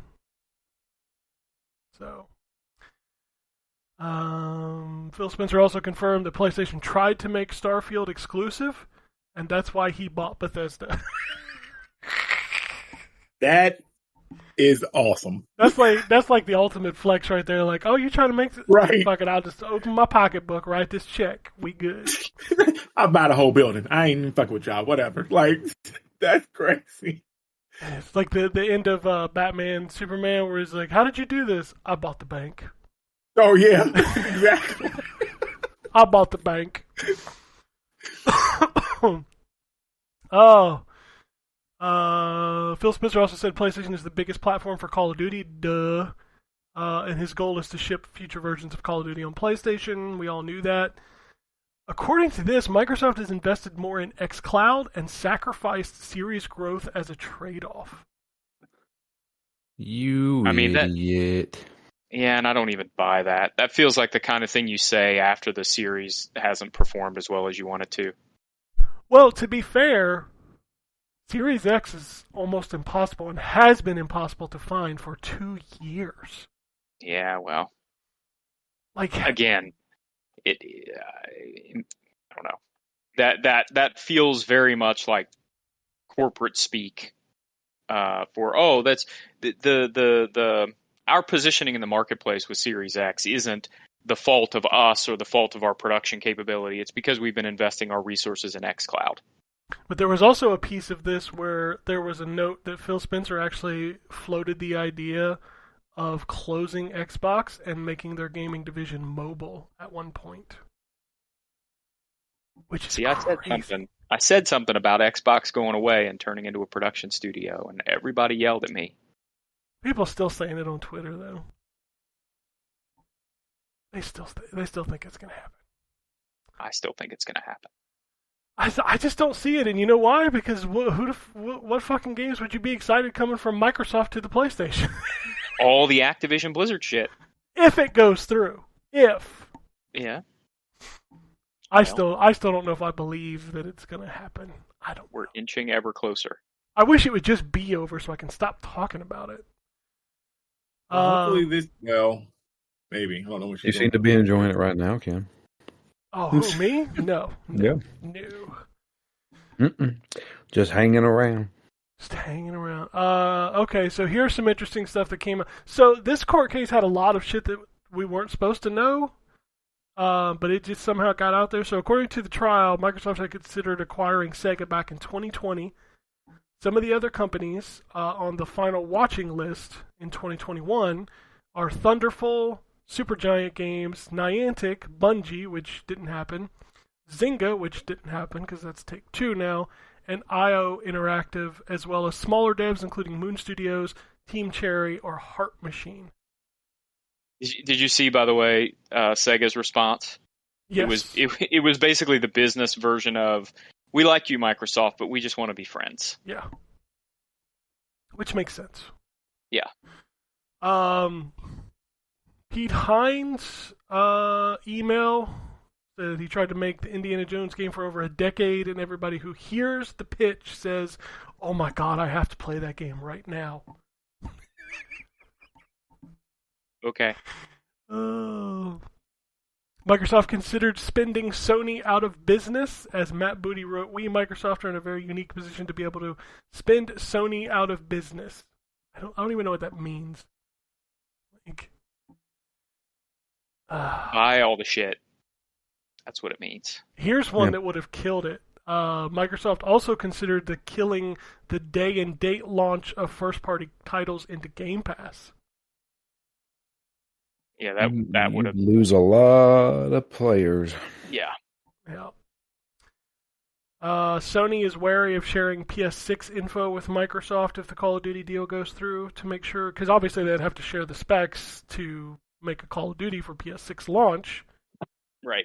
And it sounds like some of the Call of Duty stuff, like it sounded almost like there were some reciprocity there, where they were getting some feedback on some of their proprietary information from the folks that were making Call of Duty, and obviously that wouldn't be able to happen. Yeah. Which, it's like a double-edged sword. It's like, if you want Call of Duty there, you need to give that info, but if you don't, then it's not going to be optimized. Yeah. I see the problem there. Jim Ryan had a lot to say during his deposition, including that cloud gaming won't be a thing until between 2025 to 2035. This statement, though, was hilarious because this is a complete hypocrisy to what he said. Jim Ryan also thinks Starfield and Redfall exclusive isn't anti-competitive. Yeah. What? Because all this stuff that they were saying was just for clicks and to get people all turned up and, all this other stuff. Kind of like the whole, well, we're not going to give them PlayStation specs to make this game. Yeah, they will. And you know why? Because they'll sign a contract, like every other company that does stuff like this. Like, all this is for this trial and stuff, which is fine. And I mean, because it works, it keeps it talking. But at the end of the day, if they want the game on the system, they'll share the stuff. They'll just sign a contract and keep it pushing. Did you? Did any of y'all read? So if you remember, there was a conversation about how when this first happened, Phil and Jim Ryan were having an email exchange about Call of Duty, and Phil's like, it's always going to come to PlayStation. And Jim Ryan pushed back with his demands. Did y'all read those demands? No. I read, it was like shit. 3 pages. Yeah. He went, I read the first page and I was like, damn, okay, well. That email is what caused this whole thing to spin out, because Phil Spencer said fuck no to his email. And that email was full of we want all Activision Blizzard games guaranteed day and date on PlayStation, no compromises. They wanted all of their contractual fees waived, so they didn't have to pay to have the games on the system. And they wanted them to reconsider Bethesda games on PlayStation. Those are just the highlights of his email back to Phil, and I'm just like, yeah, you really didn't think that was going to work, did you? Right. I mean, all you did was poke. What do you have as collateral here? Yeah. Right. What? And then if you, says the first page, like I said, I didn't read the whole thing because he went in. I'm like, my God, dude. But where he's talking about keeping all the stuff on their console, he must have used the words for gamers 57 times in that one paragraph. He was framing it well, this is a good deal for gamers. And, it won't be fair to the gamers if you don't keep Activision Blizzard titles on PlayStation, because the gamers really need this stuff. And I'm like, damn, okay, we get it. This whole thing has just been wild. It's very insightful. It's the wording, because you saw how the FTC's lawyer said it would hurt Sony, and then the judge came out and said, we're not worried about Sony. We're worried about the consumer. Yeah, who gives a fuck? It's all about the wording.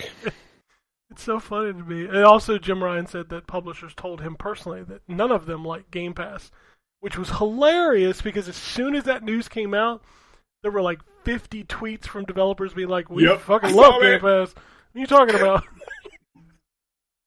People would not play my game otherwise. Yeah.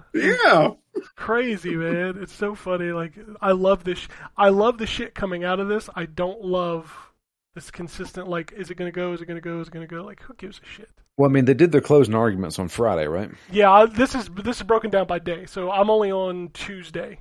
Oh, okay. Wednesday, Call of Duty made $800 million in revenue for Sony in 2021 in just the U.S.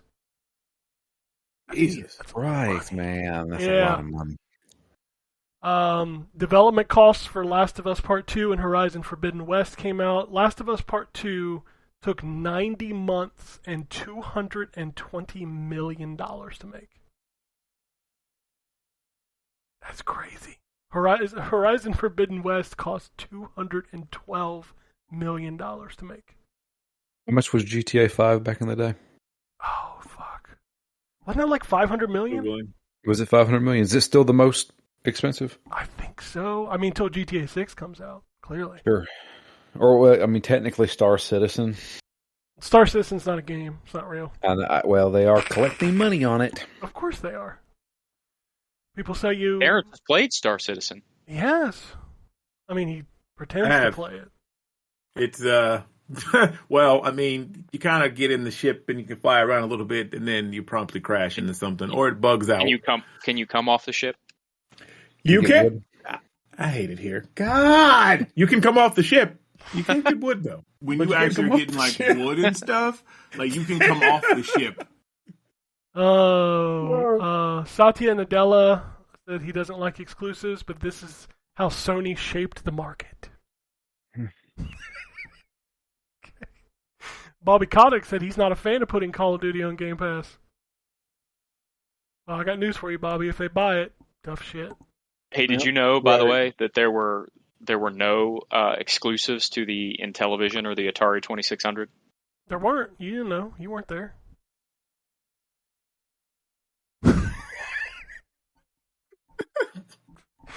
Also, Microsoft had considered buying Square Enix. Also, it was funny that it came out that there was a version of Final Fantasy 16 for Xbox, and then it just died. Because, you know, they got money. So. I'm about to say, because Sony paid them money to do it? Yep, that's exactly why. Sony dropped off that envelope, that manila envelope full of yen, and they were like, oh, okay.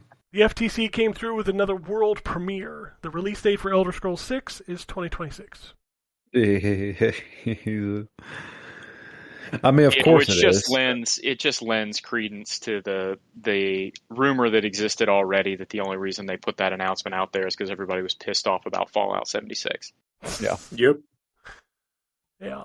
Oh wait, did my? Okay. I guess I went backwards. Like they put Friday first, which is weird. So Friday was when all the other stuff came out. All right, so we're done with that. We can move on. Bandai and Namco Summer Showcase was last night. I saw like one email about that, so there wasn't a whole lot going on there. Limited Run Game Showcase is on 2023. They're hyping that up as some stuff people have been waiting on. Probably their shipments of games they paid for 3 years ago. Anthony would laugh at that joke. But, Meta announced MetaQuest Plus, a subscription service that's $7.99 a month or $59.99 a year. Comes with 2 titles per month for free. In July, you get Pistol Whipped and Pixel Ripped 1995. And in August, you get Walkabout Mini and Mother Gunship Forge. Yeah, I'm good. Yeah, me too.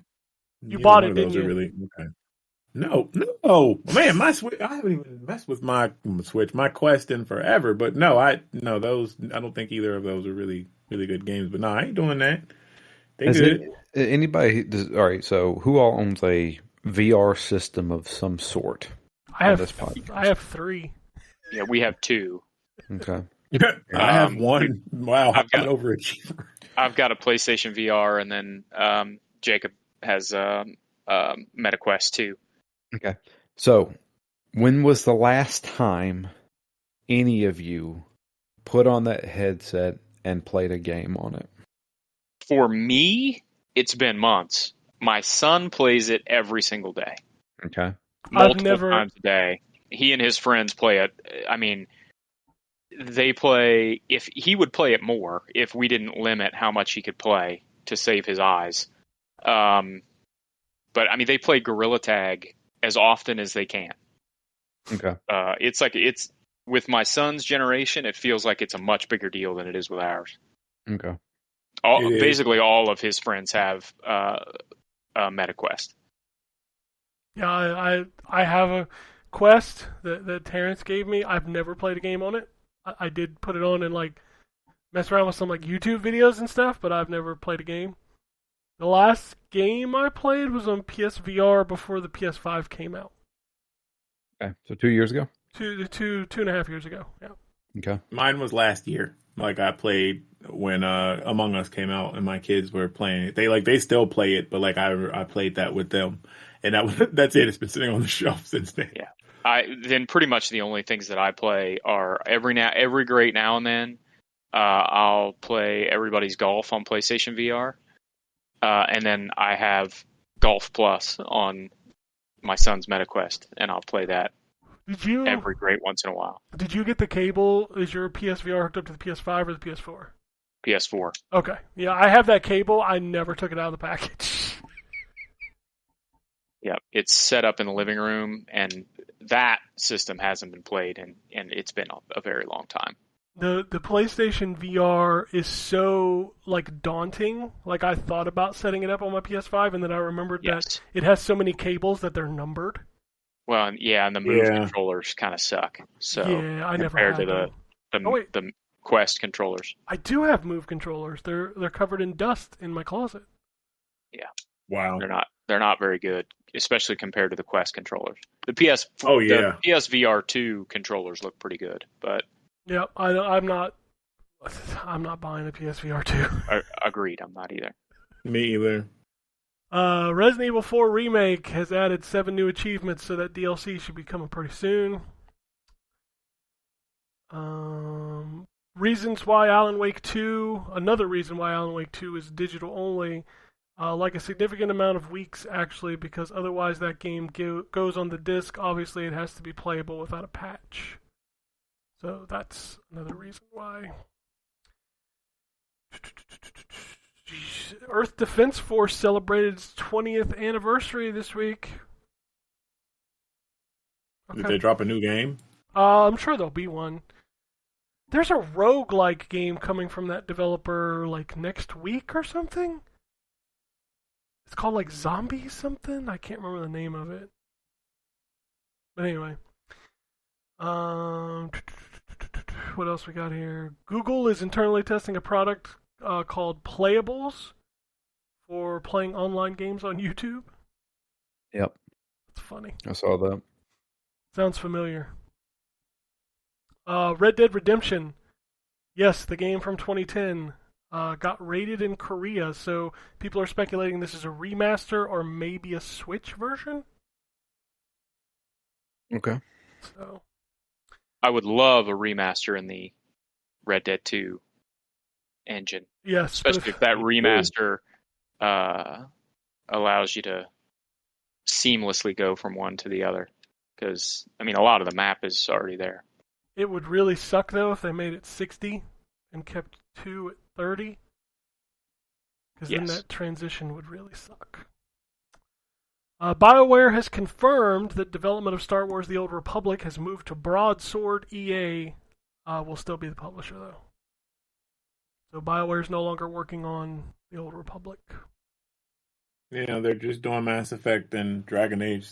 That's all they're focusing on, apparently. Well, they better be good, because BioWare ain't exactly been hitting lately. Nope. Have they said anything on when the next Dragon Age is coming?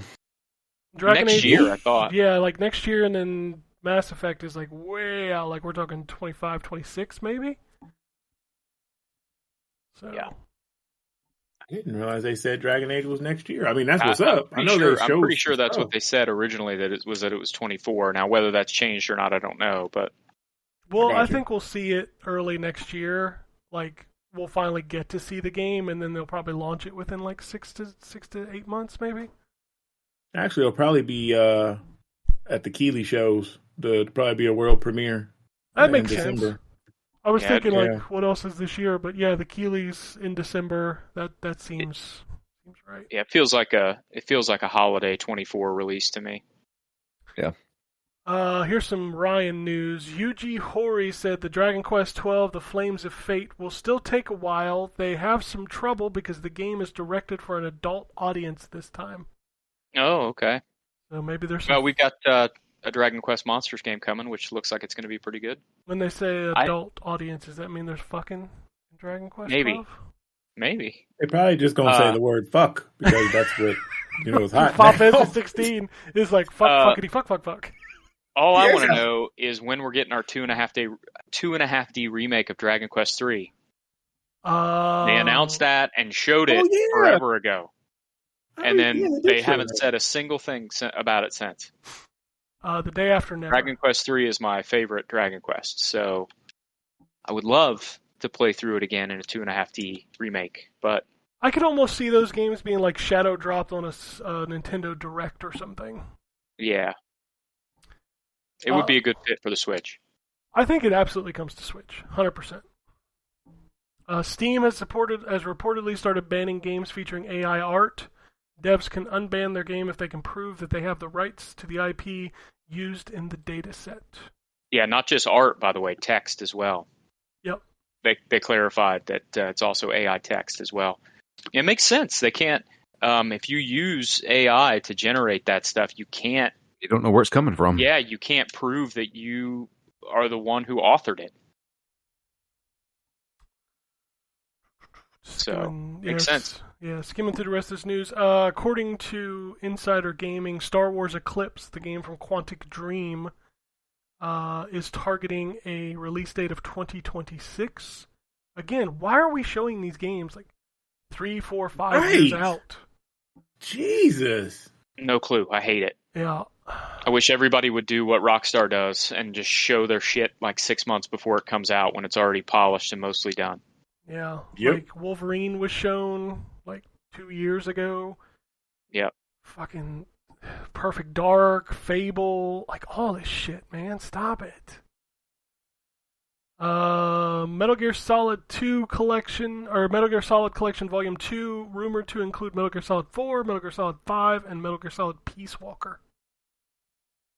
I still wonder, by the way, and this is 100% speculation on my part, I still wonder if the reason we saw Wolverine as early as we did is because there's some kind of tie-in with the Spider-Man game.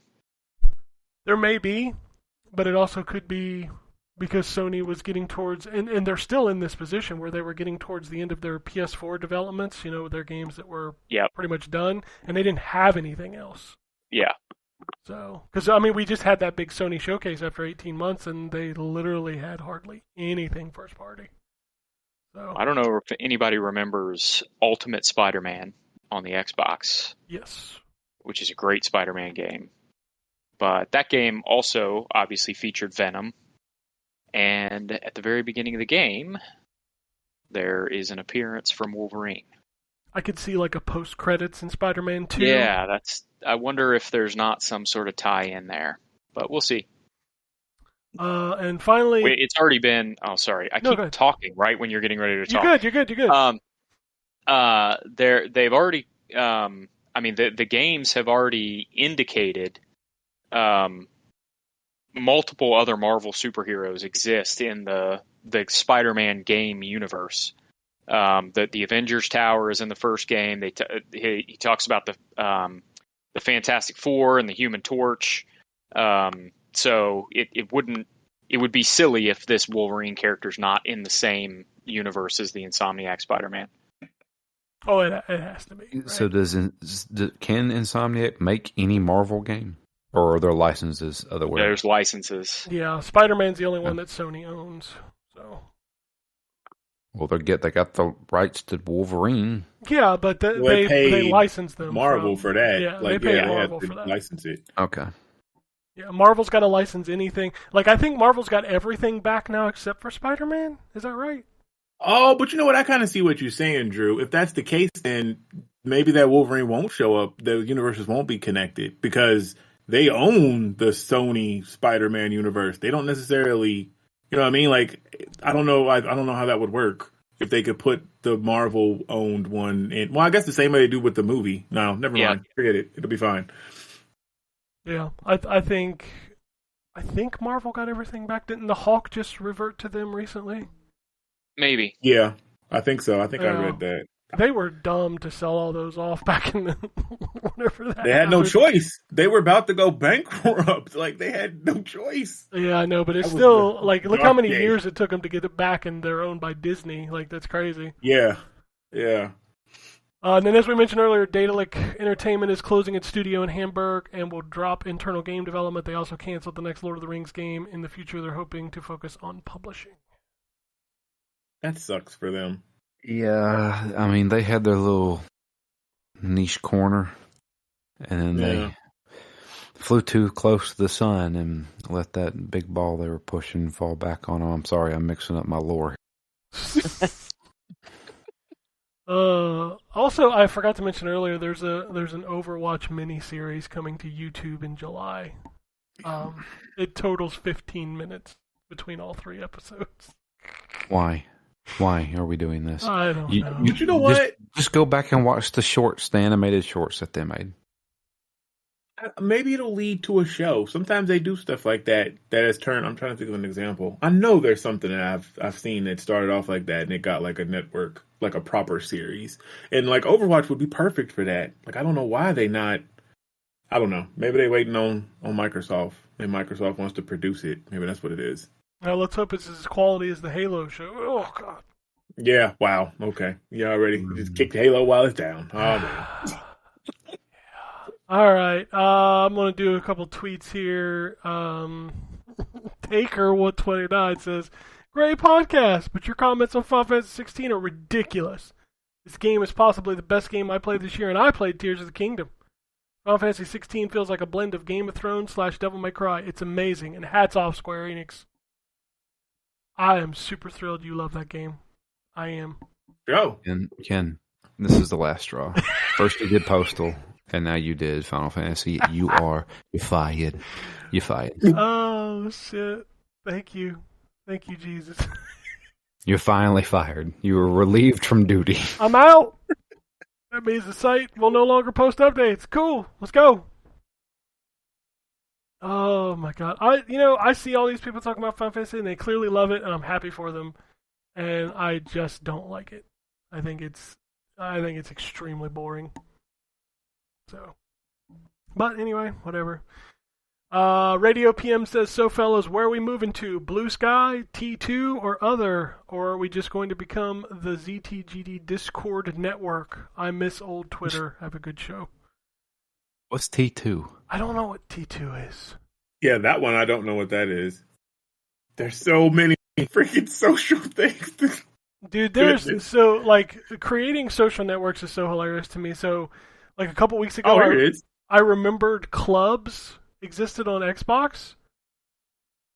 Oh, that's right. I forgot about the clubs. And we had a They club. still exist. Yeah. They still exist. I had a club for our site, and like the last reply in there was from like 3 years ago. So I went in there and I was like, "Huh, clubs exist." And nobody replied to it. Still a thing. We also have a Discord for the site, which the last post was on 3/14/2023. So Yeah. 4 months ago. Man. I don't know. I'm on Blue Sky, and like I feel like it's gonna end up like Hive when Elon, reverses his daily view crap, whatever. Like everybody will just go back to Twitter that wants to go back to Twitter. Because if you think about it, you've spent, was it now? When did Twitter start? Like 2000? 7, 8. Yeah, I was gonna say 2008. Like you've cultivated for 15 years. Are you really gonna start over? Like most people, like for us, we have small follower counts, so it's not as big a deal. But like those people have like 500, 600,000 followers. Are you really gonna start over? Somebody Probably left. No, I'm not. Well, I mean, I won't worry about starting over. I'll just start new. Yes, like I'm Yeah. saying, for people like us with small follower accounts, that works. But like, if you had like 1 million followers on Twitter, would you start over, or would you No. go back? You know, like those people will just go back. Yeah. I think they would just go back. I mean, because like you said, they've cultivated this for so many years, and to expect all of your fans or mutuals to follow you, that's a lot. Because maybe they got something invested that they don't want to. You know what I mean? So I think they would go back. The higher the count, I think they're just going to stick around on Twitter. Yeah. Yeah. I think Twitter will resume its normal working stuff by the end of this week. That would be my guess. Yeah.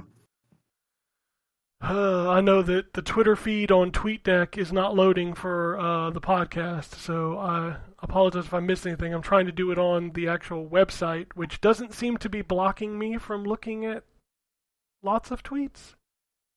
Yeah, same. I don't know if that changed or if it's just like everything else on that website anymore doesn't work the way they want it to work. Oh, TweetDeck actually kicked me out of my other 2 accounts. So cool. Cool. Nice. All right. I don't know, man. Twitter's just broken so often. It's crazy. Like I said, I was on Blue Sky, and like my feed has updated twice in like the last 36 hours. Like I can still see skeets from like 2 days ago. Yeah. So. It doesn't appear to be blocking me, but I don't know. No, and I'm gonna say this just because this is more funny than me venting. But I think about stuff like that, and that's the kind of shit that you could tell it ain't one person of color on that board. Like somebody was like, let's call it skeets. That's what we're gonna call it. They have tweets. We'll call it skeets. There was not one nigga that put their hand up and was like, maybe we shouldn't do that. Like I get it, what you're trying to do, but that means something else to popular slang, so maybe not. We don't just want to be throwing skeets out. You can if you get on Blue Sky, Terrence, you can skeet out like, I don't think that word means what you think it means. You know what? I hope I get on there so I can do that. Dude, I remember when the last migration happened to Hive, and I created my account, and I got all my followers, and I followed all the people I wanted to follow, and then that site went down for 3 days. I've never been back. Yeah, same. I was there for like 1 day, and I hated it and never went back. Yeah. And Mastodon, I go back there every now and then, and I don't know what the fuck's happening there. Like, that's just... Yeah, that feels like everybody is pretending it's a cool social media network, and it just sucks. You know what it reminds me of? And you have to be really old to remember this. It reminds me of news groups. Yeah, that's that's very similar to that. And, you know what it reminds me of? It reminds me of how everybody that plays video games exclusively on PC is like, yeah, but it's better that I have to tweak 17 different settings to get an extra 6 FPS out of this game. That's actually a better experience. Yes. Than just turning on my Xbox. I mean, that's what Mastodon reminds me of. We could joke about that, Ryan, but how often do we tweak our retro boxes? No, I know, but that's the game though. For that, I don't. That's the experience. Yeah, but it's different. Going into that.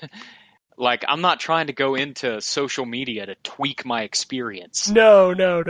Absolutely not. And the funny thing... I'm just trying to find something to look at while I'm eating lunch. Exactly. Like, Mastodon is one of those things where it's like, what server are you on? I don't fucking know. I don't know.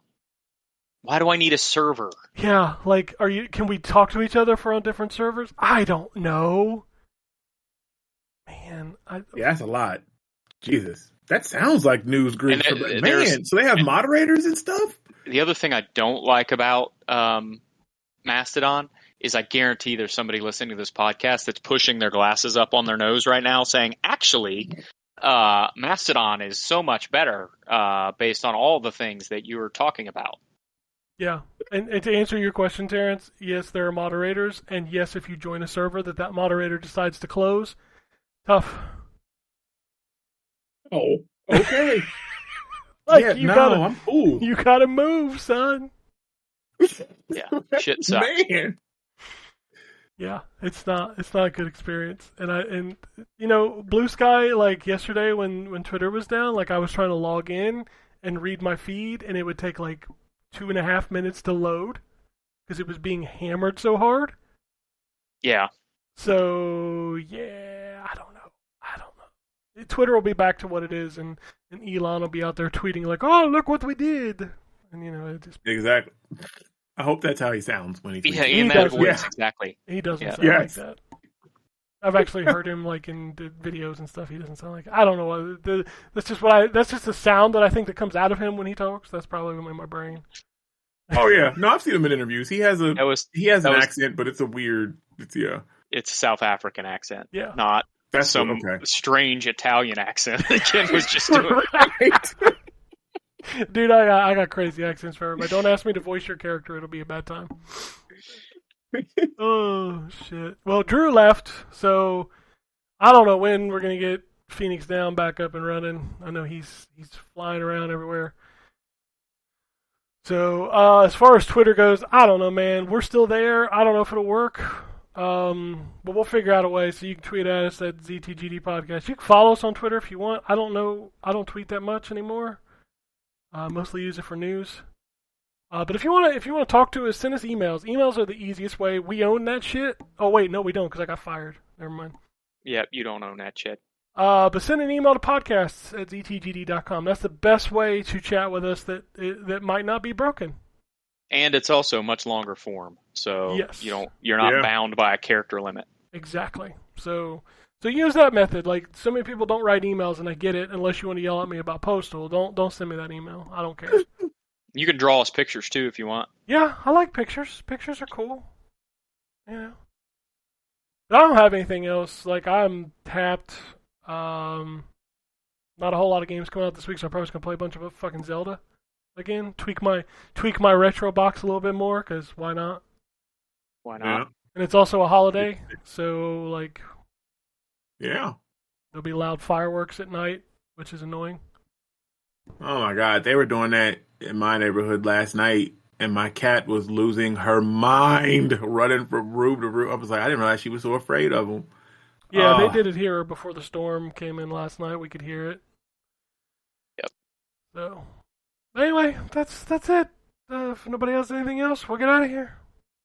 Peace, bitch. Alrighty. And it goes something like this.